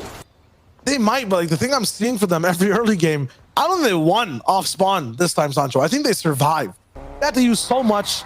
It took so much time to look at the state of the builds. They're burnt to a crisp, charred, just like, you know, I feel like their mentals or the endurance they're kind of standing up with right now. They want to really clap back in this game. They have to do it fast.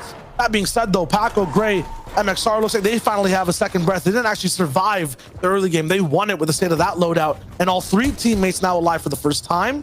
We'll watch C-Stay again take a little bit of damage. I'm not sure who put the bullet magnet on him today, but he's been eating sniper headshots from Thomas HD, and he's the one taking damage 24/7 by either Mirza or Gogos as he rotates. There's always one in the lobby as some white tags happen, and that's gonna have to put a pause for Bloomy and Pablo and Tomsy's rotation here. Mirza, Frozen, and Gogos coming in from the Heat 1, best ranked is 11th place. Didn't get any victory royales and only kind of clocked in 14 eliminations. So that just shows you that they weren't being really aggressive in their heat. And now is the time to try to get a victory royale. The closest they came in was 3rd place with 3 elims. So now you're seeing how they game plan it out as Link gets eliminated by Milan. I will not lose. And hey, you talked about the people in trouble. Hey, you talked about it right there. They're wounded. They just survived. And someone else is going to go ahead and clean up that Lazy Lake engagement. Yeah, way too much energy required to win that entire fight. Way too late in the game to move out of the POI, especially when you don't have zone. At the same time, we tune in every time when something happens to Link, straight back to MXR. I feel like they have very similar stories and narratives here as they work around. Bad Sniper going in with his weapon of choice. Nice hit. Won't amount for much, though. Good for the Storm Surge damage. Actually huge for it. Nothing here either. Just seeing here the moments so far already. Trixie's trio gone again. Paxian's trio gone. It's a Lazy Lake caddy corner. Kettle trio out. One last Podesai Nikov, a heavy favorite to get a victory royale out. Ooh, just misses again. Every sniper is going to be a huge benefit for the Storm Surge here. It's not about the Elim point. It's just about being a little bit comfortable as we're getting closer to it. This is what I'm noticing, man. A lot of people set up in the Central. This almost feels like a different form of EU play. And when it gets to this moment here, you don't start seeing eliminations maybe around the 4-minute mark when it came down to it last season. But this season, we're seeing the changes. We're seeing 3 hot spots kind of being contested. Fury is still alive in this battle, and it looks like he's going to dip back into the reboot round. And reboot Van, reboot his chances to get into the finals. But I've just noticed, we were talking about all the earlier regions. There's like, heal offs. It's not happening here in the EU. It's not going to happen. People are just way too aggressive. And let me just give you some stats, folks. Every person that won in the reboot round in the previous season had double-digit eliminations. So they didn't do it passively. In the first iteration of the reboot round in season 5, along with Diablo Flecken and Bayon, they got it done with 11 eliminations and a crucial siphon pickup as well. So you're going to have to get it done with your weapons. You got to get it done with your aim.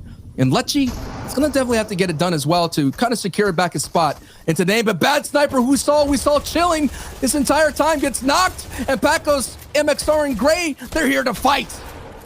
Chances might be taken out here in just a little bit of a second. Shakeoff's looking. They had a big shot on defense to kind of make the tides turn in their favor, but it's not going to come through. Skyzoo absorbing all the pressure. Paco, though, clap back on, and now he has to kind of move a little bit away. MXR on the right side of the wall will have an advantage on the angle, so Shakos has to go a little bit to a different place. Ray will get taken out for the moment. MXR and Paco both down on shields. The defensive prowess of this duo combination is too much to handle for the Stealthy Stronghold team. They're usually the ones on defense, but while attacking, it seems like a little bit inexperienced, at least for this box fight. They're kind of nervous here in that third game. Decision's not going to be all the way grade A+ for the moment. As a result, Shakos and Skyzoo, they hold on strong. Bad Sniper has been eliminated, and I don't know the chances of finding someone to get a reboot Van off. That's not going to be really possible as we're getting closer to the mid game. C-Say's trio alongside Remits and Squint here are in the scrum to pick up the pieces. But it feels like every time I see Bad Sniper's trio, Shio, they have so much invested in the heals because they're landing out there in the Bony Burbs. They're in the orchard. They're in the mix in the business right there, and they're getting so many cabbages. So anytime as you see Shakos here with 15 cabbages, that's going to be a huge reward and a win condition for the reboot rounds in game stages. Yeah, in that last game, I saw Bad Sniper eat more cabbages than a family of 4 does in a year. I mean, it was absolutely crazy when this man was like at the salad bar. Yeah, he had to just like send it all in. And, you're right earlier on. First game was heal off kind of in terms of Andy's perspective overall. He had the floppers and the cabbages to know how to stay inside zone. He had to shoot his way there the whole way. I feel like Bad Sniper's team might be relying a little bit too much on passive, angles, on passive paths to make it towards the end game. Have to maybe get better spots to kind of, base up at and see what's actually good. It's tempting. It's tempting when it comes down to it. People are tempted to see the other regions they do well. You see the social media posts like, hey, this happened in the Asia region. This is what happened in the previous region. And you're like, okay, so that's the game plan. Let's go ahead and execute that to the T. But some people are better than most. Cry, that entire kind of meta, we've seen that done before in different ways out there in the orchard. That takes a lot of confidence to tell yourself, okay, I'm not going to do this with tarping. I'm not going to do this with whatever. I'm going to do this with heals and try to dip back into the storm, which ticks for a lot. It takes a lot of confidence and, hey, a wherewithal to know how to do math in your head to be able to pull off a heal off. And especially we've seen the heal offs for the reboot round last a minute and 30 seconds in the previous regions. Sometimes, when it's a little bit more passive, when everyone's on the same page of, hey, we just want to win the classic way, those heal offs can't really go down. But in EU, we know Santo's always different. Irazumi's back here. Link won't be able to get rebooted for now. Card was way too inaccessible from, I believe it was Fury's perspective earlier on. Look at the way, though, people are rotating in. They're just slightly moving forward slowly. No one's still yet into the zone. Vinny is there now. We saw him make a little bit of a movement error in that first game, get taken out, and as a result, his teammates suffered. Artie goes down to Macro right now. Earlier on in the game, Artie, huge influence towards the end game, and we're in a position right now where reboots might not happen. He gets a full elimination too. That is huge for the state of high ground. Artie's team is usually the first one to go for the retake. Maybe Thomas HD's team could have won that last game if Artie didn't go for the big height retake early.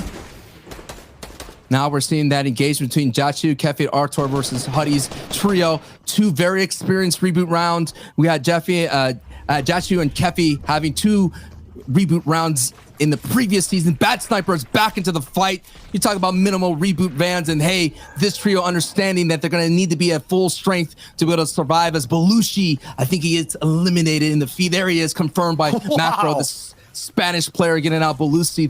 That's going to be a new trio that's going to be definitely in the end game. And you talked about it, the nuisance of the lobby was definitely already, who's every time someone had height, had control, they were padding for it. As Fury, as the inevitable may happen, and as Forsiki is going to come back, and so they kind of extended this battle and they held on as long as possible. So there they go. They have one more chance to get in with a game 4 and reboot coming up next. There's Thomas and Austin Flake in the background as well, waiting to see if their chances in this game could be any better. Game 3 of Reboot Round. Past that too, with Belushi now down. I actually want to wonder where Macro is. If you can get that perspective, what are they dealing with? And now have almost an entire teams of loot, or entire team's loot to be able to work with. This late in the game, getting a refresh, you can choose your bases for the 4th zone. You can set yourself up to have a very good half and half pull. It's crucial to get eliminations at this point in the round. And there, I see Mirza at least. Logos. Remix actually down to Versa inside that big build we saw before. Bobby clapping back to Remix. Now Letwick and Fremok, I mean, they might get some free elims here on the Paco, get some mats and a launch pad, but they will be the one to actually make the elimination. You got to be careful there, my friend. Meanwhile, Cisse usually down first, now the last alive in the trio. Cisse gonna be another kind of victim of the inevitable that's coming down, as pushing through his Bobby Fly and Versa. And these eliminations are just to get any kind of value out of it. They find more mats, great. They get the siphon, that's great as well. But it's if they find heals, heals that they didn't have to loot for, that is something as well. Maybe they find a chug cannon. So that's why you're seeing all these trios be very aggressive against anybody that they see that's on the ropes. Because hey, that solo guy who could just be sitting there chilling could just constantly annoy them throughout their entire rotations. And you don't want to have to deal with that annoyance as you're trying to figure out how to rotate in. Definitely want the head to be as clear as possible. Want to make sure too, Sancho's right, as you're moving in, you can think more so for your own team than what other people are going to be doing around you. Fly versus Bobby as well off of that engagement. That chase down gives them so much room. We saw the effect of that when Fremok last game got chased from Holly Hatchery straight to Weeping Woods. You kind of lead that last trio member on a leash in front of you, baiting out anyone else who could take shots. Not only do you get the hunt down or free elimination, you get so much space on the map as well, and space and positioning are the name of the game here in Reboot Round. The better position you have, the more likely you are to pick up a few more elims and then even end up with that victory royale. Will it be the 3rd time is the charm for Wolfie, Fremok, and Letwick? This is the chance. This is one of the names in the region that we've been all kind of having our eyes on, that I no doubt, what it comes down to, when you get in the Reboot Round, most of the times you're like, okay, where do I fit in the finals map? Where do I go? There's so many people already claimed their stake here. Where does Wolfie, Letwick, and Fremont go? I may be getting ahead of myself. They've been landing at Believer Beach. Tayson Vino Reason already there. In the early kind of start to the scrums of the season, Fremont was the contesting Tayson. That's the one person you do not want to see qualify for your Tayson, just because of the chances that Fremont might decide to go to Believer Beach. We've already seen them kind of cross swords when it came to, Coral Castle and Believer Beach between Tayson and Fremont. You never know. I mean, Fremont could just wake up and they say, let's go ahead and drop on Tayson Vino and Region. Let's see what they got today. Tayson fans might be mad, but Fremont fans will be so happy to see this man roll in. When it comes to streaming the perspective, when it comes to the style of early game contention, it's always fun to watch. At the same time, I'm kind of becoming a fan of this Apex playwall combination of Crizzy, Battle, and Stirstix. They're doing some crazy things mid-game and holding their ground. Issue is, although it looks strong and it's good for a finals, for a single game win, they might be putting their hand in too many jars at the same time. Now they're slightly quieting down, focusing on the position first. They get in between a couple of different trios, so smart for Crizzy to expand out the backside, even though he might not even use that box to block off Fremok's pressure, and now focus down on Axie, Destroyer, and Volko.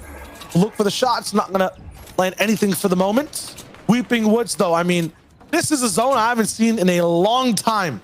And when this zone actually breaks down towards the end game, we get like 2 levels of play that we get to watch. It's so cool. Above the tree line, it's crazy high mid-ground fights over and over again. And then down below, people are doing their own thing, trying to get elims, survive underneath the leaves. This is how close Crizzy, Vettel, and Stirstix been. Game 1, they came in 8th place. Game 2, they came in 3rd place.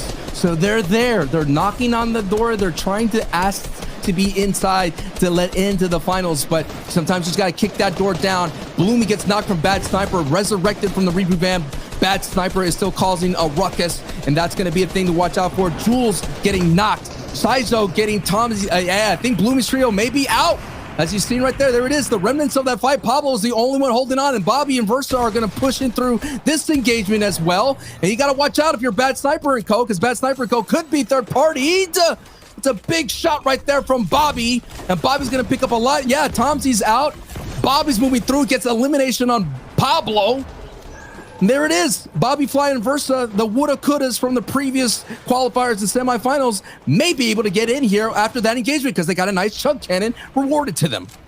Castle position's not the best. They might be able to just recuperate here. Fly will have to pop a medkit soon. If not, go through the floppers. It's all good. We'll see exactly what rolls in. Now, no one actually in the safe zone. No one's grabbed it just yet. And once again, the different layers of the circle. You're either king of the jungle right now or masters of the air. Where will Bobby choose to land after this launch pad is the question. Where will anyone? Because still, no one after seeing the zone is in yet. Fremont getting eliminated by Lecce. Thomas AC trio picking up elimination. They go by air. That is their choice because there's no one who is in the zone 5 right now. Half in and half out is now occupied by only 2 trios. One making their way towards the center. The rest of the lobby still on the outside looking in. Let's take a look on the top right here. You're seeing everyone in the sky. It's up to Wolfies and Lekwick here. They're going to hit a community pad and fly on in over, but there's going to be no eyes. Couple beams just going right through Wolfie's way. He's going to glide on way through and stick to the bottom. Bobby, Fly, and Versa, they're still right there in the middle of all the chaos. You see them in their feet. Now they're looking out, ready to breathe. But still, Shio, we have 1, 2, 3, 4, 7 trios not yet in. Here comes the green arrows, flying through as eliminations happen. Chrissy's trio knocked. Trizzy gets knocked. Tajino knocked, eliminated. Shaco's getting some big knock on Destroyer. And Steelix is getting eliminated from Wax.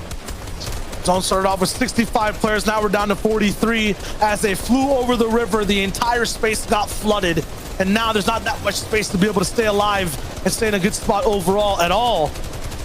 Bobby versus Fly, they're slightly lower towards the ground. Loss of trees already farmed, and we have to go back through Weeping Woods, past the river, low ground, crying now in shambles, adding to the overall water levels. Past that, anyone on a higher layer 2 is gonna have a lot of trouble traversing this airspace with the trees in between. Bobby Fly Versa pick up another big refresh inside their box. This has to be the game they're set up for. Look at their mats, almost maxed on hard materials, max wood as well. The Chuck Splash cannon not used. The charges are all still there waiting, and they have another launch pad to use for this next zone.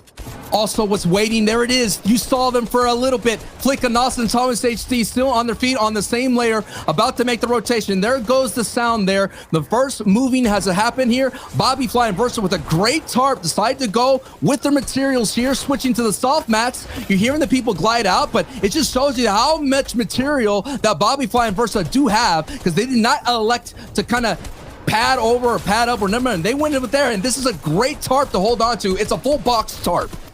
They have a lot of options on every single way right now, but that's just mid. Kezek, CQ, Falconly, they've taken height. Playwell's tried to do something there, but they've been moved down towards mid below. Nate Freezy going down in the zone right there towards the mid-ground layer 2. Kezek, Falconly, and ZQ, they've watched the patterns every single game. They've learned from other teams' mistakes. They're keeping high ground close, personal, and towards the backside of the zone. Remember, RD's not here. Belusi's been taken out. The guys who love just invading height are not allowed to play this game. As a result, look at this. Double high ground split tarp. Yes, Thomas HD is waiting right down below, but this is so hard to crack. Look, Kezek is going to be the man of the hour right now for this height hold. He already has the overall ultimate height. He already marked it right there. Look, Sturcix and Battle, they're going through, but that's a great way to go back to old builds there. Falconly, CQ, and Kezek's there. This is going to be huge for them, considering that they're using this old build as a base to kind of put it on. And I don't see anyone that's close to height or mid-level, but Thomas, Flick, and Anas are there, and a pad is all it takes to get there. Bad Sniper pads in all the way from the zone, trying to save a bad rotation. Kezek, he's gonna be the front man, the bludgeoner for anyone who's trying to fly in between on brooms or rings. At the same time, Letwick and Wolfie down below getting bullied. Kezek might get distracted, going for any type of play. Thomas gets beamed so hard, and now they have to recuperate in a second. Kezek by himself is trying to suppress like 3 different trios at the same time. Now his teammates are there to help him. Launch pads, I still feel like, are waiting to get thrown up, but Kezek is suppressing anyone's chances of coming up the height. So many mats, though, have been expelled, and they are so high right now. They are so high right now. They have to be careful. They need to start getting down, and the top might be real. There's already shots rattling on the back of their build, rattling right there for their chance to hold on. As Flick goes down, gets knocked. Thomas HC on the front side on the low ground, and Falconly, ZQ, and Kha'Zix are doing all that they can to hold on to their advantage.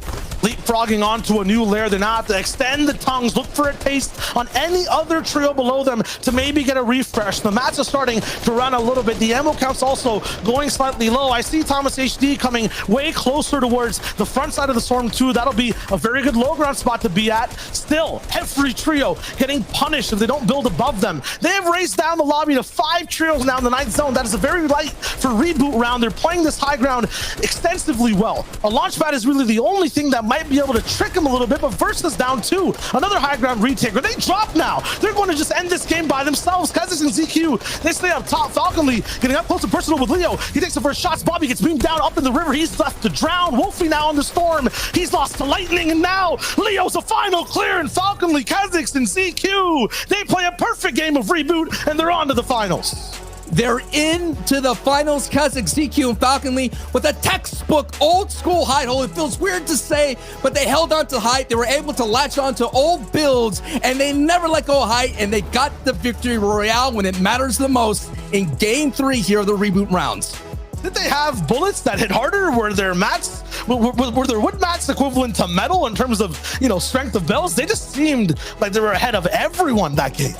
If it Storm bounced back, that would have caused a lot of bit of a chaos for their hold, but they jumped in front of the zone. We saw that from the previous winners of Rotary's trio. They jumped in front, they hold down the Storm line. Anyone that's basically pushing out the Storm is greeted with those hard-hitting bullets, and they got greeted with the victory royale. I mean, that was just an amazing game. I know Levin and Reese are hyped for it, and Zeke is ready to scream, so let's toss it over to them and check out this sick game. Shy away drop perfectly. Oh my gosh, dude. Bro, what is happening in these Reboot rounds? I'm gonna lose my freaking mind, man. It's honestly mad. It is absolute madness. And look, I'll be real. Kha'Zix, Falconly, ZQ, this is a team who I've given my praises to. I've talked about how, there's a personal connection with them. I'm a big fan. And to see them in the finals, I'm so happy for them. Genuinely, I'm so happy for them because you look at how this trio was actually formed. Look at where all these players have come from their journeys across this year. For them to make it to final, I'm just incredibly happy for them. And what a brilliant way to get their domination in endgame. Standard stuff for them. Yeah, that was I think that's the most standard Reboot match I think I've ever seen, right? Take height early, maintain it as much as you possibly can from there on out, and finish the game quickly before the teams down below can heal off when they're fragmented. Once they have a little bit lower materials, press that down. And realistically, that was a very clinical height play from this team, which is fantastic to see. 8 eliminations on top of it, which is just nice, just to add on top. Obviously, it doesn't add to the scoreboards. They're straight through to the finals now, so huge congratulations to them. Absolutely insane, guys. We only have 1 game left. More on that in a second. Let's relive this victory royale.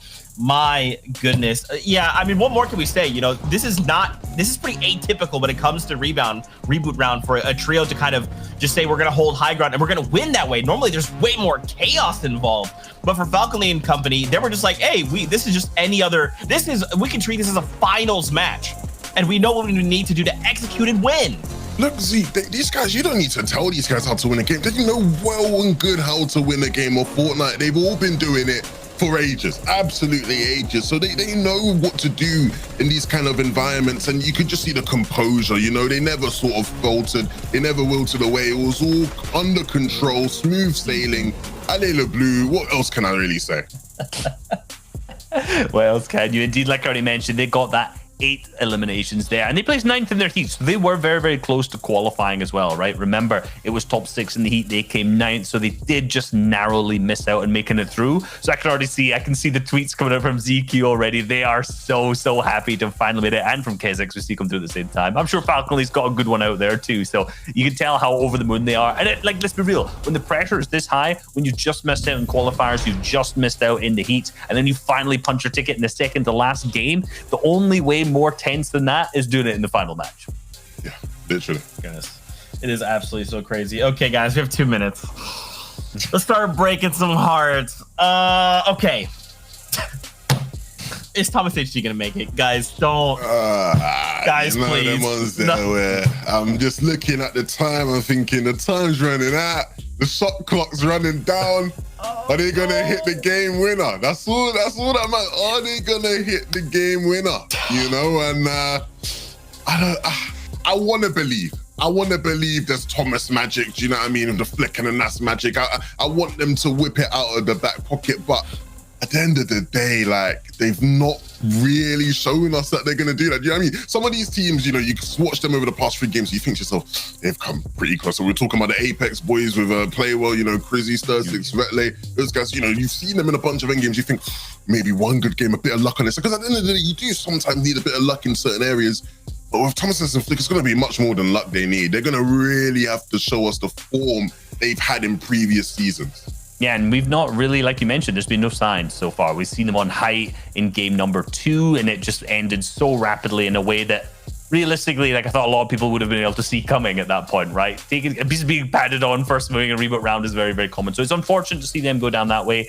The game before, it was a similar story, losing a single member. In game 1, they were down early, losing a mid-game fight, their forte. So there have not been signs that they are on top form. And particularly when you add that to the performance from the majority of the FNCS so far, it's not looking good. Can we pull out a wonder game in game 4 for them? Same or the other teams, anyone else who's down there? I am a believer, and I want to see it happen. So let's do it. The one thing, yeah, that is a sign of hope is that, you know, a couple seasons ago, if I asked you, like, who has the clutch gene? You know, you would have mentioned these guys. You would have said, yeah, these guys are very clutch. You know, you know, if you look at their past couple games, they've improved from game to game. 24, 13, 7th place last game. Like, they are improving. But is this now going to be enough of a jump to get the win like we all think they should and could? I just don't know yet, Zeke. I'm stressing out. Okay, it's fine. Fortnite fam, 1 game left, and then we know which trios will be moving on to finals next weekend. We're doing this one last time in Europe, so C2S7, Shy Wager, bring us home. Indeed, there's 1 game left and a very special game, a game that shouldn't exist, Sancho, but because one of the teams disbanded last season that made it through, EU gets 1 more chance. Can Thomas make it? Will the Playwell boys strike back? So many stories for this last game. It's going to all unfold. It's all going to be told right here in front of our eyes. It's the final frame, game 4 of the reboot round, and all eyes are here for this, hopefully, fairy tale ending for Flick and Austin Thomas HD. While we're here, I want to talk about Kezix. You know, we remember Kezix. Remember back in the old days, back there in Sweaty Sands. He was the king of Sweaty Sands. Good to see him go through. You know, he was holding it down with 4ZR and Nate back in the day. And it's good to see him back into the finals. It's been the last time we've seen him was in the solos. And of course, Falconly was in season 4, and ZQ missed out in the last season. But this may not be looking good for IRES Lincoln Fury as Link goes down. I just watched Paxian trying to beam and just get rat-a-tat-tatted all the way up on that building. My man peeked over for 5 seconds and got beamed into mucho unfortunante for him up there. At the same time, though, Sancho, you're right. For Kezix, big changes season after season. Now making this one, especially with the flavor this trio has, it'd be a shame not to see them in the finals, but it's the same for so many, right? Irezumi, Thomas HD. We're watching Artie as well, who also doesn't have a win, playing phenomenally today. I think they would be the Seti Kemi Teak story that we're watching. They've made it almost every end game and played phenomenally. Let me throw in this spin. Literally, that trio that qualified, they were all started off this season with different trio mates. Falconly and Nakos and Kezix, and yeah, they were all together. And of course, ZQ was with Robobs and Leo. So it's just showing you that French shuffle that happened earlier not only affected the Analexes of the world, but it affected the entire region. But still, the French region is strong, and they're showing that today. But hey, I already got to point this out. Jules, Sun, Zeku, their season is over. They've been eliminated. Paxian, Stasio, and Jojo eliminated. So far, 2 trios already out, season done. I feel like these 2 trios are also kind of maybe out of sight, out of mind. I've never seen trios contest the Shark. Wait, I've seen it what season is this? duos. What season is this? Because there's like nothing over here. There's barely any chest. This is like pure desperation. People just wanting to hold on to game plans and play this game. But like, it's the Shark. Legend has a weird flank you never imagined from seeing. It's only going to be able to happen at this ancient POI. Look at these fights, Sancho. I mean, why here out of all places? What multiverse are we in right now? This is a totally different variant of a season engagement. It's the reboot round. Stranger things happen. Snooze lose here. About to close the door on the Frizzy's season. That one's out. Is the grappler still here? Like, is that why? Hey, we've seen it all though, right? Hey. They didn't save anything for finals. The shark battle happened, and it happened in the last game of the reboot round. Hey, but who knows? By the end of the game, the grotto is kind of drained. That's what's going to happen. That's what's going to happen here in Reboot Round Game 4. Don't go anywhere, folks. This is the last chance all these trios have in the lobby to get into the finals. I already talked about money matches. We already talked about high stakes. This is it. The drama is here at the FNCS, and the drama is looming big time, and we all have more eyes. Here it is. Form 1 revealed. Hold on. Let's talk about it. I know what you're saying. Yeah. Go for it. Go for it. What a gift to who, Sancho? Thomas HC flicking an us. Sir. This is it. We're talking about home zones where certain POIs have innate advantages in position, in timing. This is the best possible zone you can get if it's inside 4 dirty docks. They can move central. It's literally the only one that'll cover the whole POI and give them that completely, eastern side advantage. And now let's talk about Thomas HC as well, right? You started game 1, Sancho, 24th place. Chopped it down in half, kind of. 13th place. Chopped it down in half again. 7th place. You're gonna have to go more than half for this last one. It's gonna have to be a first. But the graph is there. The stonks, they're going up. They're going up right there. We saw in the kind of 3 split, we saw Podesai 1 loss and Nikov kind of in trouble there. Still kind of exchanging blows left to right. No knockouts happening out there. Steamy stacks. There's 2 trios still battling out as we still see Sorsix, Fettel, and Crizzy. Which it seems in season 4, I remember them going to retail row. I remember calling games with Sundown. They were fighting boxing fights, elbow to elbow, with the Playwell boys. There's just something that they were doing as Sorsix and Vettel with iDrop, they were trying to do things. They were always in the running here, and they've been always in the running here today, folks. They've been in the in-game, in the mix. But so far, when they put that mix into the oven, the cake has gone flat, deflated. The souffle is not working for them right now. Yeah, they're looking too fluffy today. At the same time, we're looking at Kazakh's team as well. The perspective from that last game rolling in, first team from Heat 2 to roll in a reboot round. It's also pretty cool. I mean, I feel like Heat 3 gets all these advantages. Heat 1 sometimes also sleeps throughout the day, but right now it doesn't matter what heat you're from. It's about all the things you've learned in the last 3 games. One of the first times you get to watch EU with that 4th reboot round playing as well. Get to see these guys with that last chance. Very final one that shouldn't even exist. Remember, the winner is the only one that gets to move on here. It doesn't matter if Wolfie cleans house on everyone in this POI and then 3 more trios after that. If he does not get the victory royale, does not make it to the finals. That's what everyone here is playing for. There's still 27 teams alive, people playing it very close to the chest for the moment. Only 3 teams have gone down. Nikov is still getting a knock if that are steamy stacks, so Nikov's trio still on their feet. Bony Burbs, one thing we got to bring out here is low-key has been landing here, been looting here comfortably, but Fremok has been kind of rotating all over the place. Holly Hatchery has been seen in Fremont. We saw him out there in Believer a little bit. That's where he lands, but we've seen engagements there. But to see this Bony Burbs push, which is traditional for Believer Beach, people all over the different regions, be even in arena land there, but already more people are coming into this fight, and Lechi coming over from the dinky dish has decided to get some dinks with his weapon here and pushing his through the steamy stacks. And Nikov, he's gonna have to hold on. This is one of the most decorated players in the EU region. He's gonna have to clutch this out with literally a blue pump, and everything else is gray besides the blue sniper. This is Shambles City. This is the heart of Shambles. This is the picture definition when you look inside the dictionary, and yeah, this is trouble for Nikov. 1 loss this clutch game, 1 Podesai, and another as well, but that's all been off-spawn 50-50 fights with low mats and weird weapons. Now, when there's a structured trio rolling in, when all the builds have already dropped down and you're, in the trenches of them in between buildings, that is not a situation that's really clutchable. You have to do something miraculous here to bring him back, and Nikov, and he'll try. Zone's coming in though, and we know it's slightly a little bit outside of the realm of where he's residing right now. You're gonna have to not only move, expose his position, but then fight 3 elite players. The cards are stacked against Nikov right now. Since the start of the FNCS, Nikov has made 3 finals, mostly with Blaster and Alpha. He's made 3 finals, and this would be another one he misses. He misses out last season with Blaster and Alpha, so this is it's on the line, and it could just be a matter of moments. But Swilliam coming from the Asia region here, pushing through with Lecce and Kylex. Nikov let his backside a little bit open now. It's just a matter of moments because there it is. The green light has been good through. It's a box fight between the two. The 50-50. Season done. Kylex, William, Lecce with the new kind of addition, kind of the adjustment into the plays coming from the dinky dish rather than pushing down to Craggy or the Orchard. They go hard into Steamy Stacks, seeing all the kind of madness as his, and they continue to fight another zone. And Nikov not even being able to make it past stage 1 in that fight. Great season from them regardless. They were looking very good qual to qual. Arax as well. They're on screen right now. Huddy and Minnie.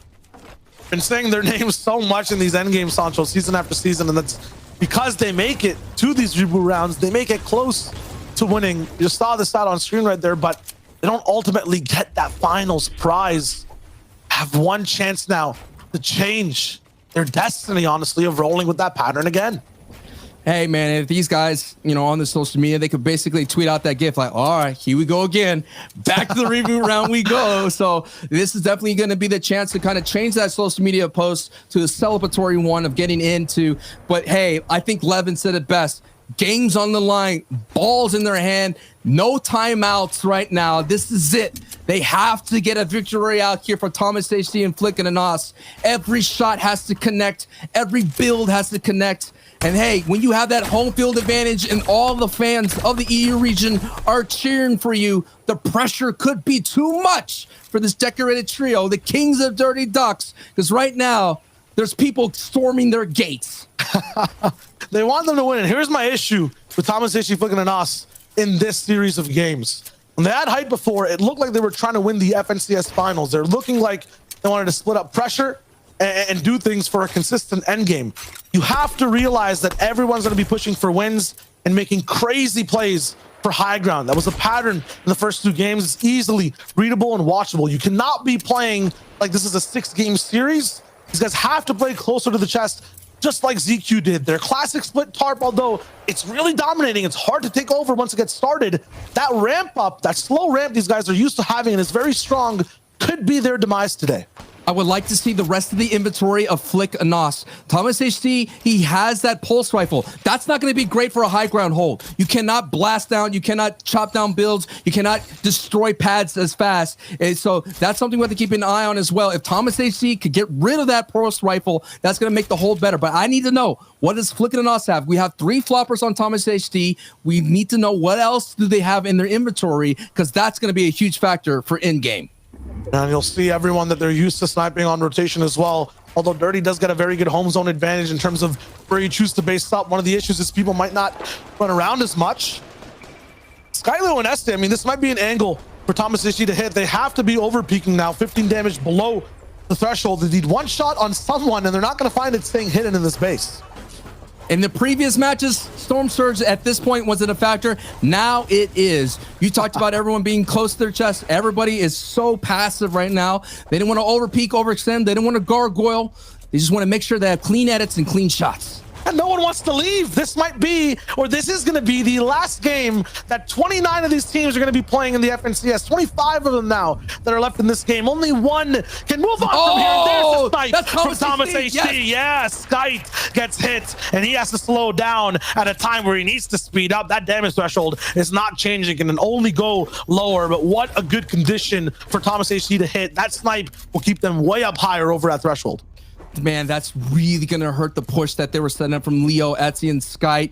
They were all in to take a box fight, and all of a sudden that has to be a put pause. Record scratch that music right then and there, and that's going to be a big pause in their movements, and now that's not going to be looking good considering that Storm Surge is about to come in about 38 seconds or so, and 6 people have to go down, and Skype, Leo, and Etsy maybe that one, so they still have to push this fight with less resources thanks to that snipe from Thomas HD, and Leo now is in trouble. Shield crack. He's got the back up there to Scram, Swag, and Kez. Do they want this fight? Are they going to keep pushing forward, or will they be held down the defense? We'll see. It's very tough to crack from this angle too. The best way to attack this fight is to go for a pinch, build around. Whenever it's metal boxes, it's good to pressure from a different way. Leo will go down and try something else because you cannot build around that high. Yeah, you can't really have free movement because how much they see, they have sights on you, and Sky, they go right into the arms of another dangerous trio that's been chilling, and that is that artist trio, like you pointed out. And with Cries, and not forget, you can't just pressure someone and run away. Brick builds or newly built metal will not survive the beams up high, and now from all angles they're the ones getting pinched. Disastrous desperation, absolute despair for Sky's team. Leo now down to 1 HP. SD on the ground praying, hoping for anything to happen, but it's RD's team. These guys are fiends when it comes to aggressive plays. Leo still aiming in, he's not giving up. This is the last game to get to play for this FNCS season. There's a chance for him maybe to deal some damage, but this is looking bad.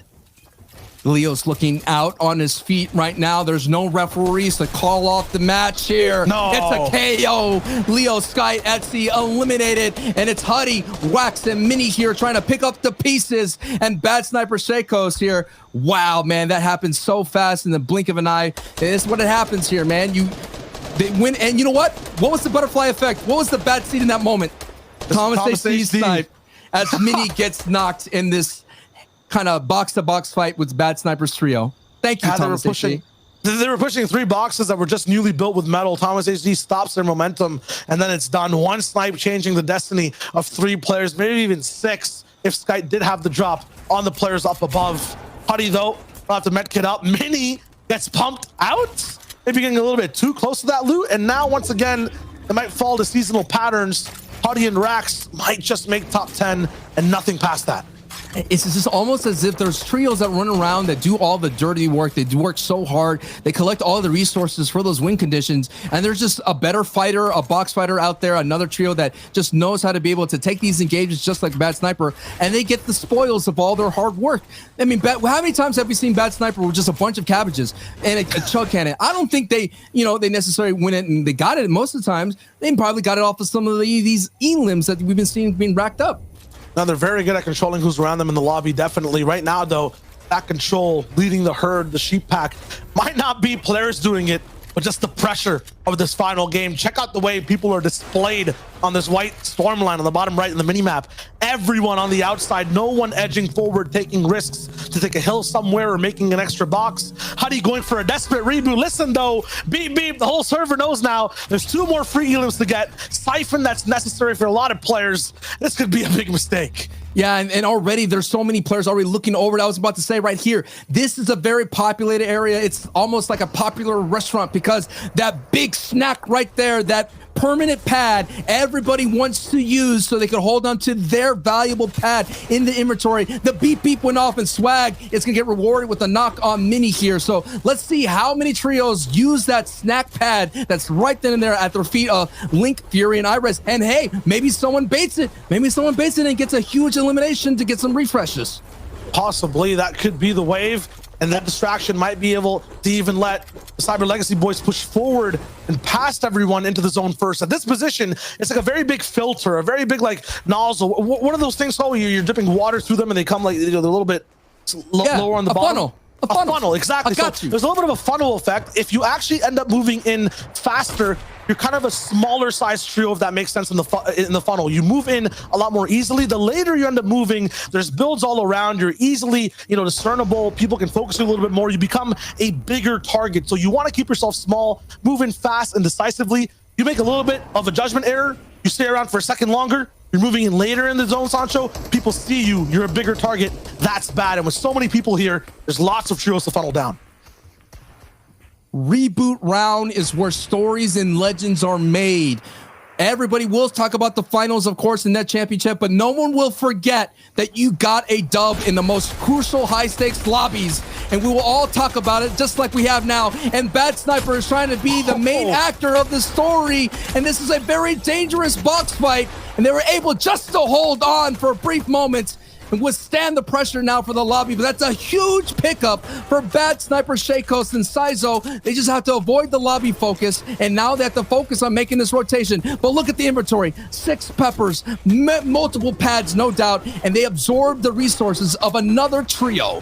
Although the cleanest fight they've taken and one of the fastest, it's still inside the zone. Shaco's down to 1 HP. They're huge targets now, moving in the latest. Look at everyone focus them down this funnel. That sniper dodging the damage. Shaco's actually got the med kit off and is able to move in fastly. At the same time, this is not the best position to be in. I'm not even sure if it's way inside the zone. They're still in trouble. They have the peppers, they have the potential, but they're slightly stopped right now. Meanwhile, Versa, Bobby, Fly inside these boxes. They do not want to have their legacy stop at 5th place in these squads. They want to make it further. They want to make it to the finals, but they have to beat every other trio in this lobby. They'll take one in their own hands right now. They have a lot more to get through towards this end game. There's another shot on a destroyer. His story gets stopped. Bobby's on fire. This is the momentum they might need to close out this game. They got the pads, they got the mobility right now. The Heartbreak Kids are trying to find their way into the finals. Link picks up a knock on Milan, and Kidio, that trio is out. Letwick now has been knocked as Fury and Link are cooking up right now. They're trying to blaze their way in. Here is Zone 5. Where does it go? 1 second, and it goes. Oh my, that's the Thomas HD flicking a nos. They're sitting on height. This is their chance. The ball's in their hand. They have the playbook right now. Can they execute it? They failed in game 2, but you cannot fail right now in game 4. And they're really high above Storm Surge thanks to the beams and the snipes of Thomas HD and company. It's still a help from the zone, not a gift. They'll have to move in slightly, a little bit towards the left. If they are the white arrow that's moving around the mini-map, I know there's a lot of different colors there. They're just outside that zone line. They're gonna have to sneakily wait for the right time to move. Oh, yes! It'll be possible. Best snipe to take 2. That box there is the one that could stop Thomas HD and Austin Flick from moving. They now have a window of opportunity, but they're staying up a little bit. They're waiting for the zone to come in so they can move the latest and have the highest layer. Smart, but dangerous, because they did it last game, Sancho, and it was too late. It was too fast. They went down. Hey, like I mentioned, Thomas HD does not have the pulse rifle anymore. He has a burst rifle. That's going to be able to send down those beams and maybe pick up those crucial headshots, as we're seeing Thomas HD doing what he does best, becoming the elite sniper that he needs to be. But there's still more stories up here. We have Link, Fury, and iRes. One of those teams that have been in the top 3, been in the top 6, had the ability to qualify, and it slipped away from them. And what they're really good at is operating off a very strong height trio. The stronger height is, the better Link, Fury, and Irizumi play. They're one of the best shadow trios that like to hide under height, absorb their pressure, and then steal the game at the end. Thomas will have to try to stop that robbery, and us will have to be the security guard. Flick will have to stay on those cameras and make sure these guys don't slip by undetected. Last time they had a tarantula type tarp, but now they're doing a textbook tarp here with an ultimate high ground, and it's Thomas HD who will be sitting up in the crow's nest of this hype tarp and making sure everything was going to be secured. So it's up to him to stop anybody from going through to contesting. You have to have a little bit of a zone that goes slightly away from where they are. This is a chance for them to maybe pad and take height early, or at the same time get taken over. It's not a guarantee, which is what I'm saying. They'll have to fight once again to hold on to this lair. I believe Artie's still alive. He might be looking for a chance to take over that height. Might also not be in the game, which would be huge for these guys to roll in with. But we'll see. No, yes, this trio is alive. Artie, Belusi, and Kowalski. They might be the kryptonite to Anas, Thomas, and Flick up top again. Here's the pad, the glide over. Will they land and be able to get the height? Everybody, stand still. No, Thomas HD beam, 29 HP, and he's down. We were waiting to see where the glide would come from. It's too early, and like the classic clutches we watch every season, it's down to Flick, and it us together. But he finds Thomas HD. The revive is there. They have the time. It was a very early knock. They're still in this game. They have the chug cannon to get him at least a fighting stance here. All our moments, I could just hear my heartbeat. Another glide, another chance to survive, as now they're going to go second from height, and it's MXR Gray who are sitting there, but Anas is left behind, and Nas is all the way on the backside, as MXR, Paco, and Gray are now the holders of height. But look at it, Thomas HD is on the second layer, and Nas right now with 107 HP, and Flick is down. Thomas HD left with no shield here, so it's going to be a big clutch, and he's going to get Fremont. No, that's not the right edit you want to go to. Still, height has huge things happening. First, the Bobby Fly. They go up high, and they've taken it. 5th zone curse might be broken. 5th place curse might be broken too. First, the Fly Bobby all alive. 3 elims as well, and a launch pad to use. This could be what they've been waiting for 5 and 4 weeks in a row. Here it is. Bobby's chasing down Wolfies. Wolfies is now on the front side here, but Versa has the 57 builds to Cap, and there it is. The Cap is right here, and they're looking for the connection now. They have to be careful here because more people can come pad, and look at it right now. Storm Surge is infecting down below, but here it is. Let's see what's going to hold. That's Bad Sniper. Bad Sniper causing a ruckus. The big name from the old school days is coming up. It's up to Fly, who's sitting at the ultimate waterfall. He's down, and Bad Sniper is there to cause the madness. Bobby had height and lost it, but Fly made sure that they won't toss it. They were all the way up there, setting up a trap and pinching between. Genius from Bobby and Versa, and now they break things down, looking towards the ground. Honey Riley and Rax, deleted by Kylix. Still trouble on height. They have another challenge. Wave number 4 comes in, and a big pump from Fly. Another one for the right side. It's Wolfie. Can't count them out yet either. 140 from Fly in the sky. He's still looking for it. Goes down to zone. Clutch pad. Bobby's down. Now a 2-man situation. They're going straight to the ground. No chance to hold on to height now. It's a clutch that Fly and Versa will need. Who will hold on to height? Let's take it's Jachu. Jachu, Kefi, and Artor now are the next contestants at height here, but height is very weak. It's very loose. Let's take a look at where is Thomas HD. I did see, yes, Thomas HD and Anas are still cooperating as a duo, and they're alive, and they're looking really strong here as Zone bounces back. So that's going to be another opportunity for Jeffy, Kefi, and Artor to hold on just a little bit longer here, and we have to see what is in their inventory to hold on as Anas eliminates Fly. He gets out Fly. He swats him out, and Fly has been the one that's been doing well here. But look at it, Belusi! Belusi is contesting height, and quickly, in a dash, he gets out.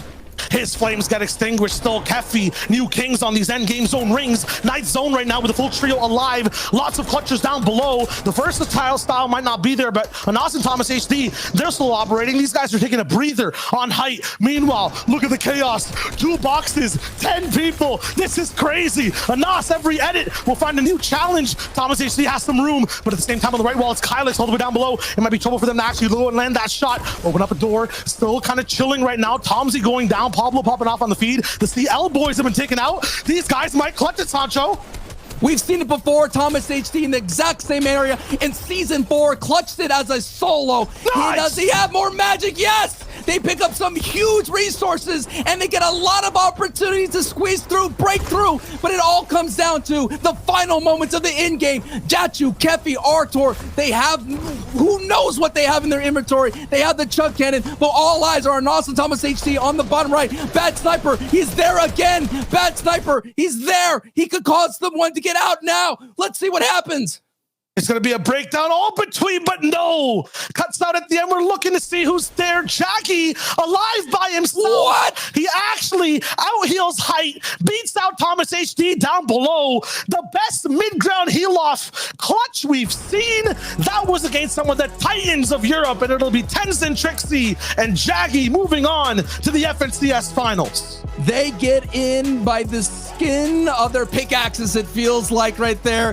Tenzin, Jaggy, and Trexie take away the Victory Royale. We were all focused on the big names of the EU region, but it comes down to it. Hey, number 33rd is in, and we'll be competing next week for the finals. 4 rounds, 4 chances, and the legends of the region fall. They don't make the cut. Newcomers, new players, trios with nice flavors rolling in with these clutches, Sancho. I mean, the finals, they're chalked out to have some crazy, crazy engagements all throughout the day. Yeah, what a great champion spirit, though, displayed from Thomas HD, Flick, and Anas. We were building up the drama. We wanted to see you get in. Unfortunately, the gas from that trio was just not enough, and they are done for the season, but still, very decorated trio, not making it through. But it just shows you how dense and how talented the EU region can be, as a name that's a new face on the scene has made it through on the 33rd spot. Yeah, that last game was insane. Like, high takes over and over. We never knew who truly dominated the lobby. Down below was crazy too. That's it for the reboot round, though, from Shy Wager and Sancho West. Thank you guys for tuning in. We got Zeke, Levin, and Reese to wrap things up and show you what we missed in that last game. Thank you guys so much. You guys were absolutely incredible as always. My goodness, the reboot round is done. The names we thought would make it through didn't, but that is okay because now we know which 4 trios are going through to the finals. Those are coming next weekend. Make sure you do not miss them. 2 days of Fortnite back to back. Here are our winners from games 1 through 4. Levin, my goodness. If you told me this was how it was going to go, I would not have believed you. Look, I'll be honest. I did not expect this. I did not expect these teams to be the 4 teams. Nevertheless, very much deserved, right? Crazy day all round. I'll be honest, all I have my mind on right now is game 4, Tenzin, Jaggy, and Trixie. Ladies and gentlemen, people watching at home right now, these guys came dead last in the first 3 games. Game 1, last. Game 2, last. Game 3, last. Game 4, win. Like, what? Like, how does that even happen? Like, how does that even possibly happen? I can't wait to see their reaction, because that must be the craziest thing ever, Reese. Oh my, can you even imagine how that feeling was, right? We know how this feeling was for Ziandi. We've seen the clip. He's put it on his social media platform. This was truly an insane moment. One of the best moments, I've got to say, in clutch history from any tournament that I can think of so far. The reboot round always brings such good hype. It's just mad because, we talk all the time and just in general in life about never giving up, right? These guys were getting absolutely dominated at Catty Corner by Zico, Sun, and Jules, right? Your favorite trio, right? Yeah. But then in the last game, they turned things around. And not only did they turn things around, it was more than just winning against the actual, team in your spawn point. They actually won the whole game as a whole. Crazy. I can't get out of my mind right now. But nevertheless, right, we had some crazy wins. This was one of them, right, where Rotary, was able to close out the game. And you can see Falcony there did so well to just almost be there, right? Almost was able to do it. But nevertheless, right, that wasn't the end of Falconly's story, because him, Kezix, and ZQ came back the next game and decided to do what they failed to do in the previous one, win a game and get their spot in the final.